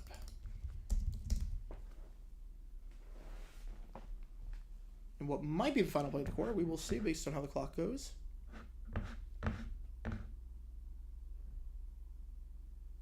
Yeah, Cam Cameron was definitely a joke of a coach in Miami. He was so bad. Dumb decision video on the Seahawks media department. Yeah, that preseason broadcast was a debacle. The fact that NFL Network had to switch the game feed to a different one. A spin move, but he gets balled up behind the line of scrimmage, brought down on the play by Micah Baskerville. And that will take us to the end of the quarter. 4th and 3. We'll see what the Titans do here. Are in field goal range at around the 29-yard line. It would be a 47-yard kick from here, whether it be Shudak taking or Trey Wolf taking it. The undrafted rookie remains to be seen. Either way, 15 minutes left in this one. The Bears lead 20-17 right here on NFL Network.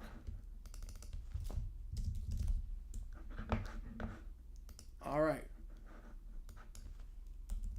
Again, in terms of what's on the agenda for the next few days, again, we should have videos out every day. Maybe not tomorrow on JG9, but we hopefully will have a video out tomorrow. If there is no video out tomorrow, it means that I crashed. It means that I needed sleep because I'm working on fumes right now. It'll be a long, long day. A long, long day. On top of that, we also have JG8 video coming out soon. I can't tell you when, but hopefully soon that video comes out. And on top of that, we should have Patreon if you want relaxed videos. If you want to have your question moved to the front of the queue, you can donate. Otherwise, it'll just go in the order that I say the questions. But again, thank you guys so much for tuning in. Especially if you've been here the whole time. No Wi-Fi issues, knock on wood. Again, we had some Wi-Fi issues last time. I don't know why. But we will be doing both preseason games tomorrow. Chiefs, Saints, and Niners, Raiders. Also on the schedule, at least for the time being. You've seen it on the slideshow a few times. But in terms of what's coming up. Week 2 preseason, or Week 3 preseason, for those wondering, we are doing, from what I can tell, 6 games. We're doing 6 games in Week 3. Browns, Eagles on Thursday. Panthers, Giants Friday. Dolphins, Texans. Bears, Colts, Cowboys, Seahawks on Saturday. A triple header back-to-back-to-back. 9 straight hours of streaming. Going to be insane. And then Saints, Chargers on Sunday night. So that is the game plan. And then we will release the NFL schedule soon. But we have the 2 games this Sunday, 6 games in the next week, and then after that, 4 games happening in the final week of the preseason. 1 each day, 8:24, 8:25, 8:26, and 8:27.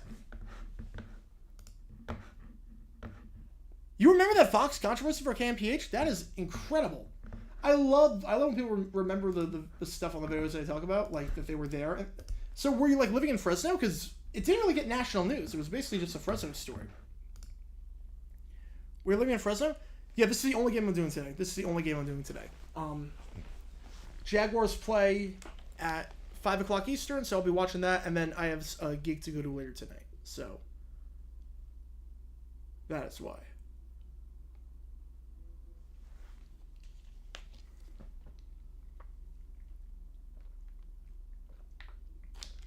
All right, 48-yard field goal attempt, first play of the quarter, try and tie it up for the Titans. The kick is up, and it is drifting wide right. Kick is no good, and the Bears will take over. The kick missed by Trey Wolf. It's a good snap. It was a clean hold. I mean, Stonehouse didn't even have to do anything. Stonehouse had to do nothing. That is a perfect long snap. Morgan Cox, one of the best long snappers in football. Stonehouse didn't have to do anything. He didn't have to rotate the ball. It was perfectly in his arms. You got to hit that kick if you're Wolf. You got to hit that kick. So first attempt at the 38-yard line for Chicago. Up by 3. And it looks like Peterman's day is done. It is Tyson Bagant in the game. Tyson Bagant, the quarterback from Shepherd, sets the D2 record for most career passing touchdowns. He had 3 on the play. So I like how they're rotating the QBs. 7 yards probably Maryland. Well, I thought the last field goal was shootout. The last field goal wasn't Wolf. So they have 2 kickers on the roster. Remember that. They have 2 kickers on the roster. But I like how the Bears are doing this. Fields in the first, Walker in the second, Pierman in the third, Baggett in the fourth. Like, it's very structured. It's very organized. Most famous sports alley from Fresno? I'm not sure. Fresno State, probably Carr. Second and 6. Baggett fires on the run, crosses by. That ball is caught for a first down into Titans territory. Catch there made by Joe Reed. Joe Reed, his first season with the team, spent the last 3 seasons with the Los Angeles Chargers, the former Virginia wide receiver. And the Bears have first down at the 46-yard line of the Titans, looking to make it a 2-possession game. All right, I see the bot. Jaguars undefeated Super Bowl champions. I mean, technically. Also, by the way, thank you so much, Richard. Thank you so much. Do I see Tyreek and Justin Jefferson getting to 2,000? I mean, that's a lot of yards. I don't see it, but it wouldn't shock me. But I wouldn't bet on it. Handoff up the middle. Goes to Rashawn Johnson, a gain of 2 yards on the play. 2nd and 8 coming up at the 46.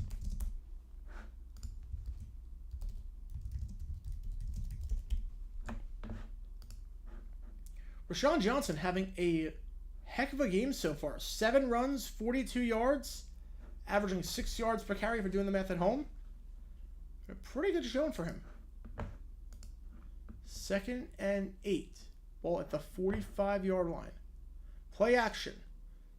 Baggett fires. Jump throw. Bit off balance. Caught by Johnson, but ball up behind the line of scrimmage. It's a loss of 3 on the play. And eventually brought down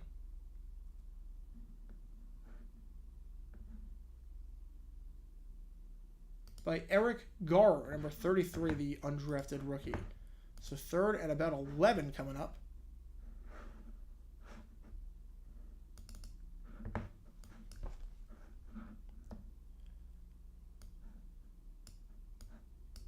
When Dilfer played for the Bucks, KPH will try the rest of the Bucks game. You're a Fresno lifer. That makes sense then why you remember the broadcast controversy. That's awesome. Hopefully I did the story justice. Hopefully I told it correctly. Tyson, that's a quick little screen pass. And the downfield blocking was good on some other screen passes, but not so much there. Not a whole lot doing for Joe Reed back to the 45-yard line. They'll be forced to punt. So hopefully I told that story well. If there's anything that I did not mention in that one, please let me know, because I love hearing broadcasting controversies. But as a Fresno lifer that remembers that story, thank you so much for enjoying the video and for remembering that story. Hopefully I did it justice. Hopefully they just said they did. Perfect. All right. Awesome. All right, they're going for it. 4th and 7, they're going for it. Not trying to punt. I'm not sure why. Although that ball is caught at the 18-yard line. Back shoulder throw. So Reese found it with the grab. It is a nice play getting him into the red zone gain of 27. So you feel like a situation like that, again, you want to see what your special teams players can do. So there's no real point in going for it on 4th down. Let's it's super late in the game. In that territory, that no man's land territory, the Titans throw the challenge flag? We're really going to challenge this? Alright, Titans are challenging this. I can't believe you can challenge in preseason. I cannot believe you can challenge in preseason. That didn't even look that wasn't even bad. He got the 2 feet in, the knee came out of bounds after he got the second foot in. That was not even... Oh, they saying the ball came out at the very end? I was saying the ball came out at the very end. All right, chat, what do we think? Catch or no catch? What do we think? What do we think? I think it was a catch. I don't think there's enough to overturn this. Remember, Vrabel is not the one throwing the flag. He is not the head coach for this game. FIFA gave the U.S. the 2026 World Cup because 2026 is America's 250th. No, I don't think so. I think they gave us as a concession for like, look, if you drop your investigation on 2022 and whatnot, we'll give you that. You drop your investigation, we'll give you 2026. Yeah, it looks like, yeah. I thought it was a catch, yeah. He had control the whole time, never lost possession, got the 2 feet in. The knee came out of bounds afterwards, but got the 2 feet in. Prediction for the host for Super Bowl 61 and 63. 61 Houston, 62 Atlanta, 63 Nashville. I would go 63 Nashville, right? That stadium's going to be open in, 2026? So 2027 they would host. So again, 60 is in San Fran, and that is going to be in the 2025 season. So 2027 will be Nashville. So 62 for Nashville. 61 we will go with Atlanta. 63 we'll go with LA. 64 Miami. We'll do that. Those will be the 4. That's what I pick. Do I hate the Bulls more than the Knowles and Bulldogs because they play in the same state as the Titans? Yeah, sort of. Sort of.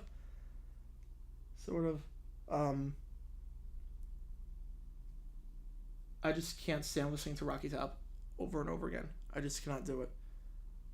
See the last question. Yes, just got to it. How did Justin Fields do? He didn't do a whole lot, but he did what he had to do. Look, Fields, the stats will say he threw 2 touchdowns. They were screen passes with good downfield blocking. Fields did everything he had to do. He didn't have to do a whole lot. He made throws that every quarterback could make, but he didn't make the mistake, which is good. Yeah. 1st and 10 at the 19-yard line. They do say that was a catch. No surprises there. Titans had to burn a timeout because of it. Johnson balled up behind the line of scrimmage, loss of 2 yards on the play. Brought down by McClendon.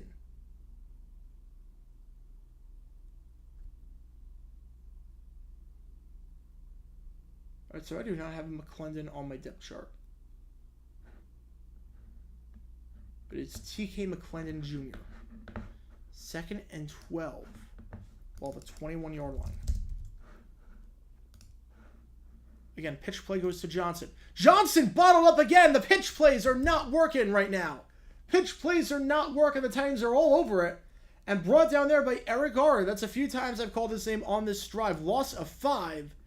3rd and a mile coming up.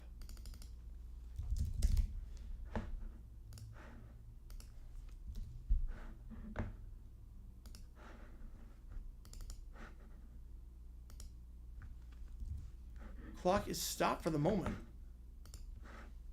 As we have an injured Bear. It is Avante Collins, the tackle, who goes off a bit gingerly. Collins, his first season with the team. 30 years old, spent the last 2 seasons in Dallas.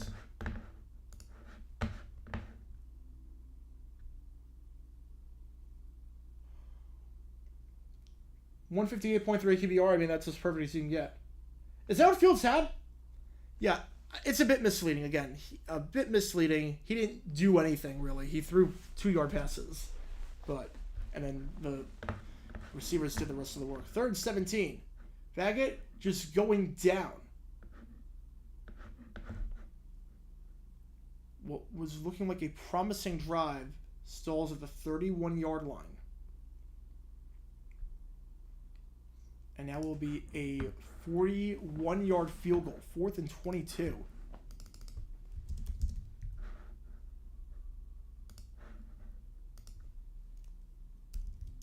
This field goal attempt coming from Cairo Santos. He's 2 for 2 today, looking to make it 3 for 3. Extend the lead to 6. Patrick Scales on the long snap. Snap is good. Hold is good by Scales. The kick is right down the middle. Santos splits the uprights. 23-17 ball game.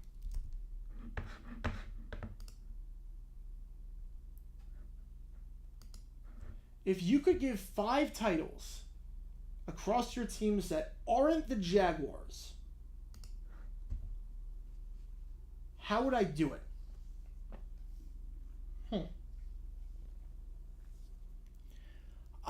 That's a good question. I would probably say Fulham 1, Suns 1, D-backs 1, High Point Basketball 1, just for the sheer absurdity of it. I would love to see that. Just the sheer absurdity of my alma mater winning the Natty. D-backs, Suns, HPU, Fulham, and then we give one more. We give one more to Florida. We'll give one more to Florida. I'd say that'd probably be the split of the 5. Every team gets one.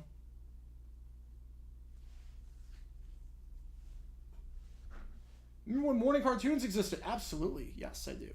I do. Favorite Nick Jr. show? Blue's Clues is a classic. Blue's Clues. Oh, National Signal episode 2027. Oh, then they're going to get 63, not 62. Thank you for pointing that out. Yeah. Fields are better than Stroud. Yeah, that was not tough to do. Just about every single quarterback that played this preseason has looked better than Stroud. So.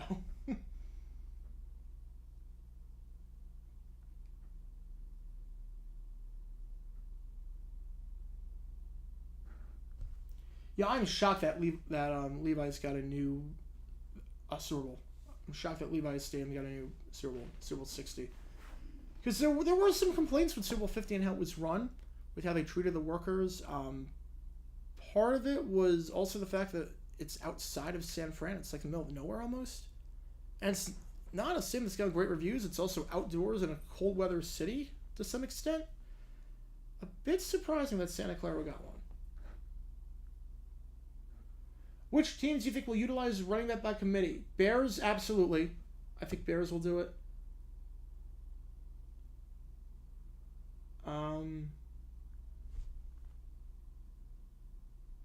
See the Buccaneers doing it too. Let's see the Buccaneers absolutely doing it. Tony Soprano, interesting case. Decent head coach, terrible OC, excellent O-line coach. Agree or disagree? Yeah, I would say so. Kickoff returns of the 25 and down to the 27-yard line. That's where the Titans will start this drive with 9:28 left in the contest. Look, some guys are built to be position coaches, and they are not good at other areas. Given too much responsibility, they're not great. Well, look, Mike Vrabel's another interesting one. Mike Vrabel, terrible DC. Texans have the worst defense in football. His only season as a DC. And obviously that hire has worked out tremendously for them. 1st and 10. Play action. Malik Willis now in the game, not Will Levis. They are doing this QB charades thing. 45 out of bounds at the 48-yard line. Catch made by Racy McMath racing to the sideline for a gain of 21 and a first down. Yeah, this is a bizarre strategy by the Titans, alternating QBs for the entire contest. Opinion on the Texas Rangers. They're a good team. Do I think they win the AL this year? No, but they have the pieces, especially for 2024. If DeGrom gets healthy, they have the pieces for sure. 1st and 10. Ball is at the 48-yard line. Willis goes down. He's done a good job climbing the pocket today, but just collapsed on him there. Couldn't escape in time. Willis has looked better than Will Levis. 2nd and 15 coming up. When the depth chart got released, Willis was number 2 and Levis was 3. And you can see why after this game. Levis is not really feeling the blindside pressure the same way that Willis is. Willis has better zip on his throws than Levis does. Yeah, Willis is the better quarterback right now. 2nd and 15, ball at the 43, which is scary to say. That is neutral zone. Blow that play dead. Someone on the Bears jumped. Unevaded to the quarterback. And called the penalty on DeAnthony Jones, the undrafted rookie. So the 5 yards that the Titans lost on the sack, they get right back with that penalty.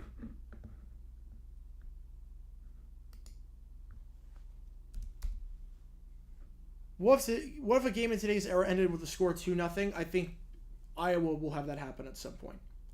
As long as Gene is still the head coach there, and Kirk, or as long as Gene and Kirk are still there at Iowa,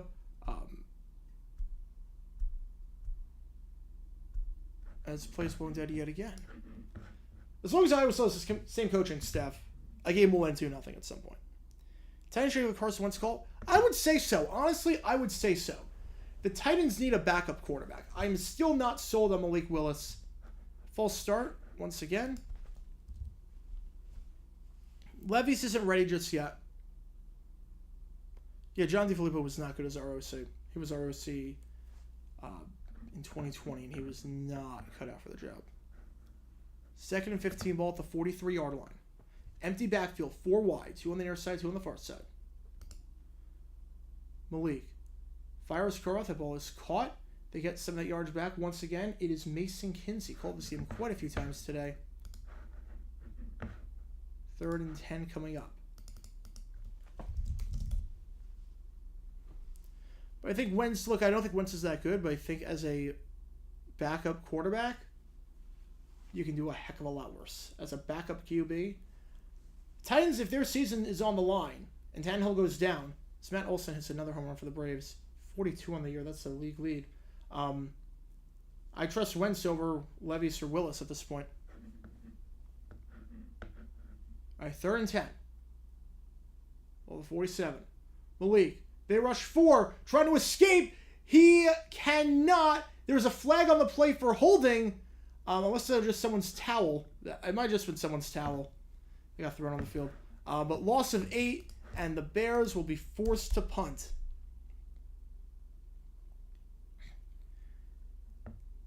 This is also what I hate about the rotating QB strategy for the Titans. This is why I think it's a bit of coaching malpractice, what they're doing right now.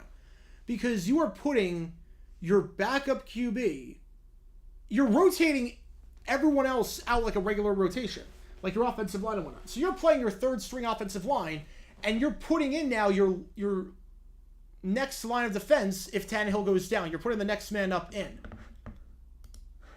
That punt is returned to the 28-yard line by Webster. Like, Willis looked fine before, honestly. And this is someone that doesn't believe in Willis whatsoever. This is someone that thinks Malik Willis is terrible, that he can't throw a pass. He was looking fine before. He was developing some pretty good habits behind an actual offensive line. Now you put in the backup offensive lineman, the pocket's collapsing on him, it's crumbling, and now you've got a situation where he looks rattled again. And now all those good habits are gone. No, Titans to punt to the Bears. No, Titans to punt to the Bears.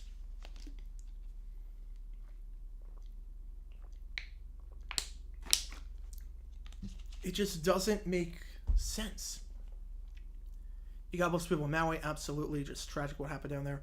What are your dream AFC and NFC championship matchups? AFC Jaguars, absolutely. Jaguars Chiefs. Let's get revenge. Let's do it. Let's knock the Giant. And then NFC Cardinals, just for the sheer hilarity of it. Cardinals against the Giants. Let's do that. Cardinals, Giants, and I might have said the Bears before. If I did say that, again, I may have said that. I don't know if I did. If I did, my apologies. I'm working on 3 hours of sleep. If I did say that, my apologies.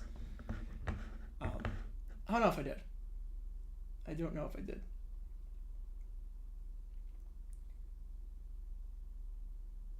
Next year, maybe Mike Joyce final year calling races for Fox. Yeah, I could see it. Do a shot every time a bot appears. I don't want you guys to die. I don't want you guys to die. You're too important to me. I don't want you to die. The 2022 TCU of the NFL is the 2013 Broncos. Not even close. Not even close. No. No, the 94 Chargers are the 2022 TCU. A team that no one expected to be there. A team that made it to their first one.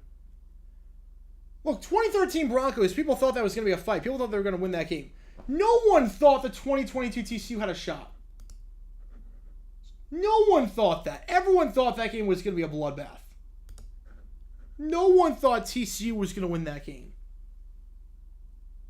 That was a team that overachieved all their expectations, especially with a first-year head coach. All right, first down handoff. We are back. 6:21 left. Nice running there. Nice powerful running by Homer. Homer down to the 28, but there's a flag on the play. Probably going to be in the area of holding.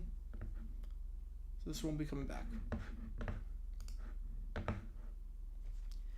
And you remember we have a new video out on JG9. I talked about a broadcasting controversy from 1994. So go check that out if you haven't already. Yeah, Lee Corso did, but I mean, look, this is not a disrespect on Lee Corso. This is not a knock on him, but because I love the guy, but I would not take Lee Corso's opinions in his mental state nowadays with any validity. He's purely meant as an entertainer, as a legacy thing at this point. He's not meant for actual analysis at this point. I love the guy, but Lee Corso being the only one to predict that it would happen is not at all the same thing. The Colts did score. Huntley rolled over the defender, got into the end zone. Mets allowed another home run. Holy cow, this is pathetic. 13-0 game. Jeez. 2nd and 17, ball at the 21-yard line. Oh, God. I hate that I laughed at that joke. That was a good one, Tommy. I hate that. I hate it. I'm not going to repeat it on the air, but that was a good one. I'm not going to lie. That was a good one. All right, 2nd down at the 21-yard line. Handoff once again goes to Homer. I'm liking Homer so far. I'm liking Homer's change of direction. To the 26, 3rd and 12 coming up. If the Bears keep 4 running backs, you got to think, look, Ebner has not done a whole lot. You figure, obviously, it's going to be Rashawn Johnson, Khalil Herbert. And then it's a battle between Ebner, Foreman, and Homer for 2 of the 3. At least for the first wave of cuts. And then, obviously, waivers can happen and they can get a different player. But you got to figure it's going to be Homer and Foreman at this rate. Homer's got the upper edge over Ebner. It's not even close. Not even close. 3rd and 13. 4.5 minutes left. Tyson Bagent changing the play. 1 second left. Bagent, he is staring down his receiver. No, he's done. He's done. There's a flag on the play. He came on the far side of the field. Tyson's done. Tyson, that's the kind of play that will guarantee that you will not make the roster. He had an uphill climb anyways to make the roster. That's the type of play that will guarantee that you will not make the roster. Illegal formation penalty is going to be declined. So Bears will be forced to punt to the Titans. Not only are you staring down a receiver the whole way, where everyone can read your eyes, not only that, but on top of that, you're staring down a guy that's running a route that is not even remotely close to the sticks. You're staring down a guy that even if he catches this ball, it's a curl route, which means you're not getting yards after the catch, and he's catching the ball 7 yards short of the sticks. So why are you staring down him of all people? I don't know. But that is the worst play of the game. That was the worst play by any quarterback today. Worse than any of the picks, worse than any of the fumbles. That was the worst play of the game. Tyson, that's the kind of play that will not let you get on the roster. That's the kind of play I'm not even sure you make the practice squad. I don't know. I mean, that was just... I'm not sure how many people are going to talk about this play. I don't know how many people are analyzing a preseason play from a 4th-string quarterback. But if you watch the replay of this game, the play happened with 4:40 left. You do want something. Watch the replay, 4:40 left, and watch how he stares down his guy. It was such a bad play. Malik Willis in the game still, hands it off down to the 35-yard line. Gain of 7 on the play, run there by Chestnut. Chestnut has the upper hand right now with a reward based on what I've seen. But then again, they do keep 4 running backs. Just because you make the roster doesn't mean you make the roster, because with waivers and other teams' cuts, a lot can change. Obviously, Haskins, Henry, Spears, they're safe. This is a big drive for Chestnut. 2nd and 4. Handoff goes to Chestnut. Runs into his own guy for a bit. That might be a face mask. That might be a face mask, but he's brought down on the play, as saved by Travis Bell, the 7th round pick from Kennesaw State. I want to see. It looked like he twisted him from an awkward angle. I want to see that again. It looked like he grabbed the face mask. I could be wrong on that one. I could be wrong on that, but he grabbed him, twisted him around by an awkward angle. But no Titans complaints, so maybe it's just the way it looked on TV. 3rd and 3. 3:10 left. They motion. Chestnut. Willis. Pod collapses. Drag route. That ball is caught to the 50, to the 45. Out of bounds to the 41-yard line. Catch made by Kyrus Jackson. With 3:01 left. Clock is stopped. Again, we're inside 5 minutes, so the clock is stopped. Titans have the ball in Chicago territory.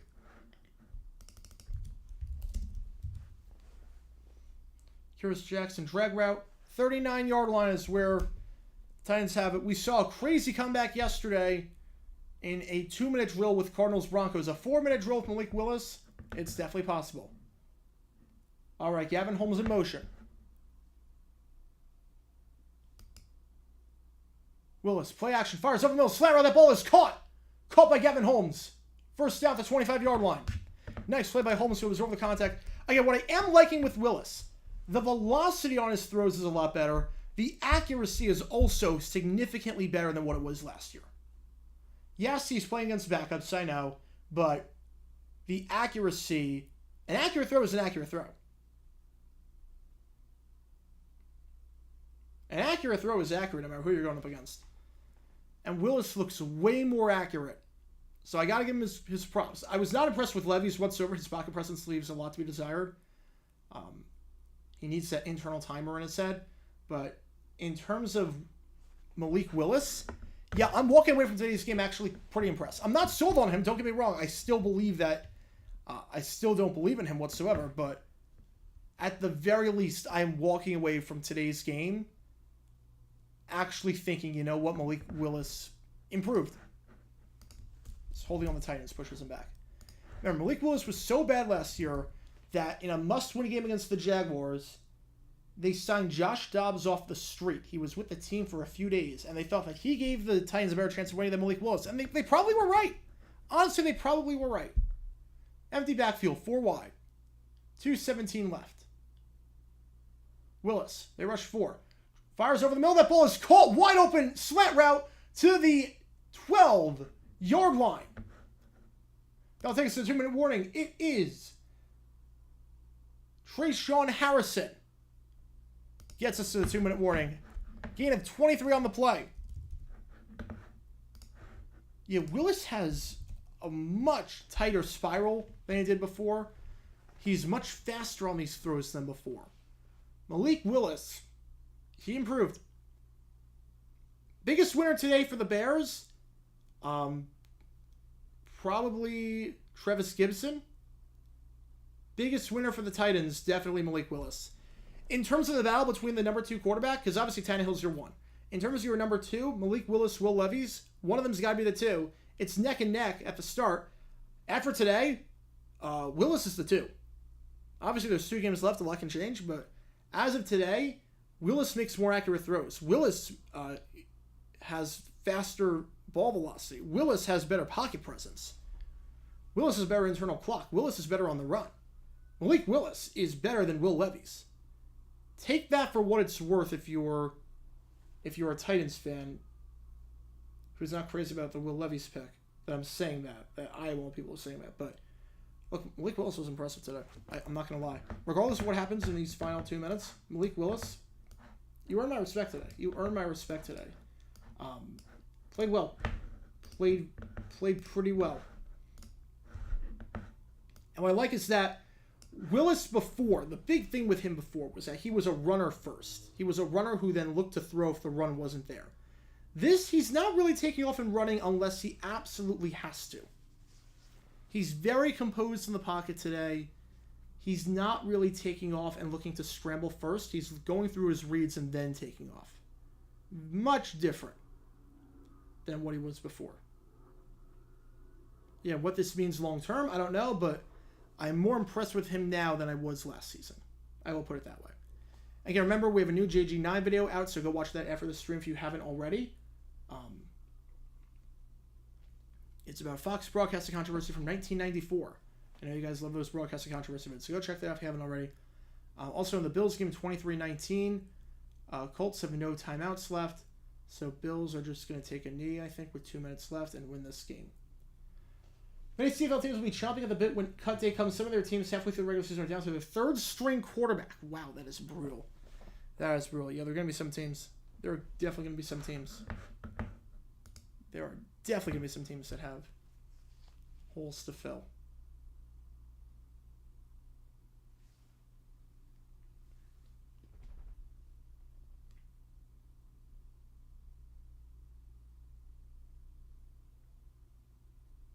All right, here we go.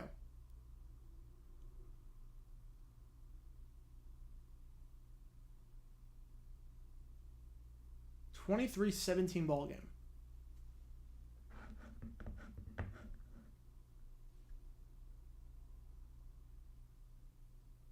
Holmes in motion.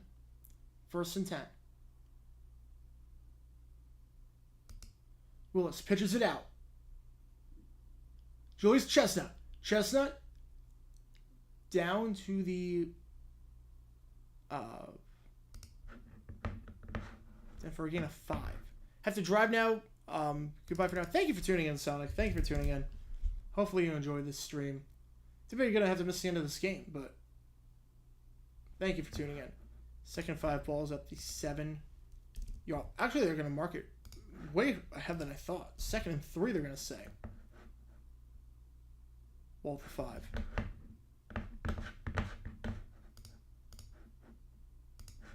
Second 3, and the play is blown dead before the snap. False start on the offense. Push him back 5. Quite a few pre-snap penalties here for the Titans. That one called on Xavier Newman-Johnson. It's had a bit of a rough day at the office.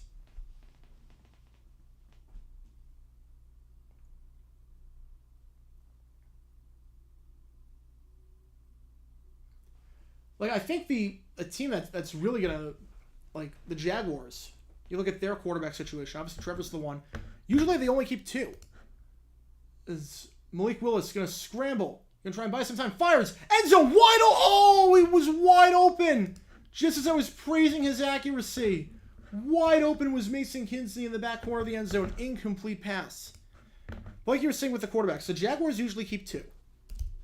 Peterson usually keeps 2. So, you're going to have Lawrence is the 1, obviously. And you're going to have Beathard as the 2. But you have Nathan Rourke also, who was very good in the CFL. So, I wonder what is going to happen. All right, they might Heidi us. In which case, I will flip over on NFL Plus to the game. 3rd and 8. 4 seconds on the clock. Willis fires, gets hit, incomplete pass. Incomplete pass. Got rid of that way too late. 4th and 8. This might be the ball game. Okay, seeing as the Bills are sticking an A, if we do get Heidi on NFL Network for the start of the Jets-Panthers game, it's also kind of why I hate games on NFL Network. I'm going to flip on Titans-Bears just in case. Now, my Titans-Bears stream on the bottom, if we do get Heidi, is about 40 seconds behind the stream as it is right now. 4th and 8. Here we go for the ball game. Willis fires. End zone. Incomplete pass. Good coverage on the play. And it's a turnover on downs. Good coverage on the play by the linebacker, number 17, Barrington Wade. The former CFL player, the former Bronco. Just tight coverage there on the throw intended for Gavin Holmes. And the play that is going to give Malik Willis nightmares, without a doubt, the second down throw with a wide open Mason Kinsey in the end zone. Wide open Kinsey in the end zone, just missed him. Now the Titans have 2 timeouts. They wasted one on a challenge that made no sense, but they can get this ball back provided they don't give up a first down here. Handoff up the middle, gain of 2. Titans will burn their second timeout.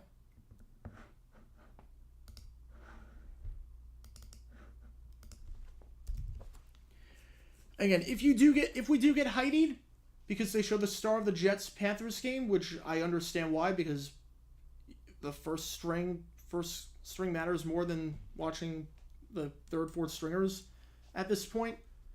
I understand it. I don't like it, but I understand it, especially with Bryce Young making his debut. I do still have Titans-Bears on. I have 2 separate streams right now of Titans-Bears. One's the NFL Network stream, and one is on NFL Plus, and that one's a bit behind, but at least it has the game. Handoff, 2nd and 7. It goes to Rashawn Johnson.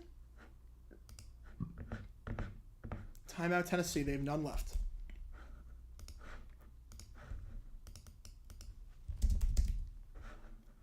Third and 3 coming up at around the 17-yard line. Or 3rd and 5, I should say.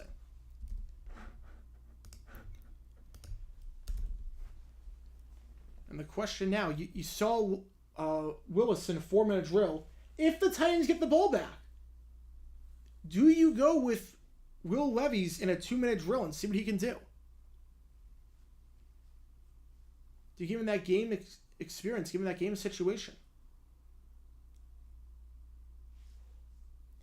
I gotta stop here though if you're the Titans. 3rd and 5. Tyson Bagent. Gonna pitch it out. Gotta stay in bounds. That's one thing. Just stay in bounds. He is an idiot. Oh my goodness. Rashawn Johnson, what are you doing? What are you doing, Rashawn? Oh my goodness. That's the one thing you can't do. The one thing you can't do is go out of bounds. That's the one thing you can't do. And sure enough, what do? You go out of bounds. Now, granted, why you're calling a pitch play to the near side, why you leave yourself in that situation in the first place, I'm not sure. But that is an absolutely idiotic decision by Rashawn Johnson. Just gave the Titans 40 more seconds, gave them 4 more plays. I mean, Rashawn Johnson won't get cut. He's a 4th-round pick. If he was not a 4th-round pick, he'd be cut. If he was not a 4th-round pick, he'd be cut. That's the one thing you can't do. You got to know the situation there. They are reviewing it. They are reviewing it to see. Either way, you can't even leave it in the hands of the officials. You can't leave it in the hands of the officials. Whether he was out or not, you cannot leave it in the hands of the officials like that. You cannot do that. I think part of his butt was on the white, so I think that will stand.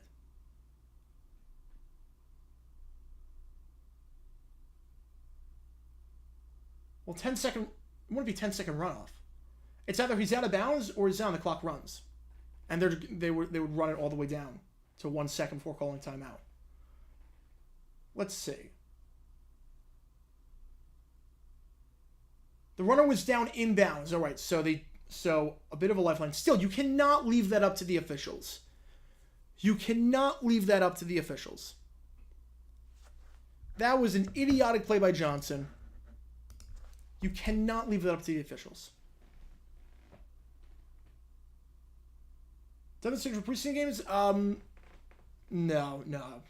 I wouldn't do it for preseason games. So the Bears will just take this down all the way to 1 second before calling timeout with like 30 seconds left. Such bad awareness. Such bad. I don't care that he technically stayed in bounds. They're not going for it. They're just trying to jump. They're trying to bait him offside. They're just trying to bait him. You know, they're going to punt this one with no,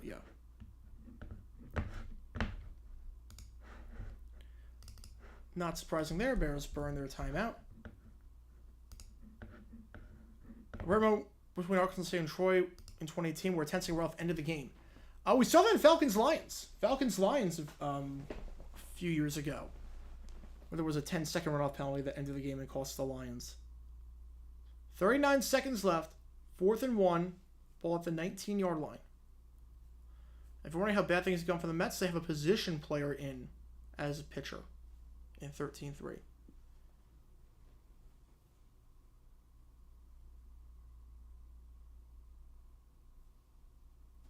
I just don't get what Rashawn Johnson... I don't even care that it got overturned. I don't know what he was thinking. All right, I think we're going to get Heidi'd. I think we are going to get Heidi'd. Fortunately, I do have the game. I do still have the game on a second screen. Punt field at the 40, to the 50, to the 45, down at the 43-yard line. So Titans have good field position. That was not a good punt there by Trenton Gill. Not a lot of hang time whatsoever. Will they go split screen on Jets-Panthers? Bryce Young is now coming in for the Panthers, so I don't know. I don't even think they're going to keep the split screen. I don't know. We'll see what they decide to do here. We'll see what NFL Network does. We might get Heidi'd. They might go split screen here. Yeah, 10-second. Yeah, because he spiked the ball, but he spiked it too late. Caleb Haney. All right, Will Levis going to lead this drive. Will Levis, pressure situation. What do you got? No timeouts, 45 yards to the end zone. 1st and 10. Levis drops back, fires. It is a catch to the 36-yard line, gets out of bounds. Catch there made by Julius Chestnut. 2nd and 3 coming up. 24 seconds left. Again, remember, we have the Chiefs game tomorrow and the Niners game tomorrow. They are going split screen. Usually they Heidi. Usually they Heidi. But they are not doing that, which I like. They're actually keeping the game on, which is good. All right, here we go. 2nd and 3. Levis. Rush 4. He's got to avoid the sack. He does. Gets rid of it. Incomplete pass. Had him wide open, too. He leads Holmes. That's a touchdown. But then again, that's the thing with Levis. The internal clock. You got to get rid of that ball a lot sooner.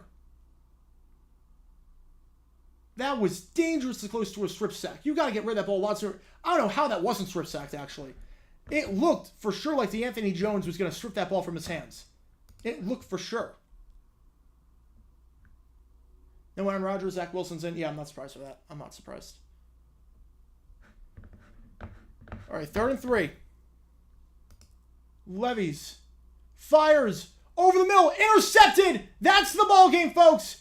You got to go down there. You got to be smart there. You got to be smart. Go down. Don't try it. You go down there. Not that matter. But Braylon Trahan with the interception over the middle. And folks, that is going to be the ball game. The Bears are just going to take a knee. Bears win 23-17. Will Levis, oh man, rough debut. Pocket presence was not there today. Accuracy issues. Obviously the pick at the end. There's not... I will say, the battle between Malik Willis and Will Levis, Willis won this one in a knockout. If we're having a second quarterback battle, Willis won this one in a knockout. Like, not even close. So, again, takeaways from this game, Travis Gibson, the winner for the Bears, in my mind. And Malik Willis, even despite everything, I was very impressed with how he played. Mason Kinsey also. You're looking for a receiver to fill the back end of the depth chart. Mason Kinsey. Biggest loser today, easily, is Velus Jones, the muff punt. I think that might seal his roster status. They might cut their losses with the 3rd-round pick, especially after how bad he was last season. All right. That was a fun stream. Thank you guys for tuning in for that stream. I had a lot of fun. Again, tomorrow we have the Chiefs game at 1 o'clock Eastern, and we have the Niners-Raiders game at 4 o'clock Eastern. Tune in for that. We'll live stream both those games. Should be a ton of fun. And again, check out the new JG9 video if you haven't already. And we'll have a new video hopefully coming out tomorrow as well. But until next time, the Jaguar 9 signing off. Have a great rest of your day, everyone. And hopefully the Jaguars get a win today and play well against the Cowboys. We will see, because that game's starting in 50 minutes. So thank you guys for tuning in. I'll see you guys soon.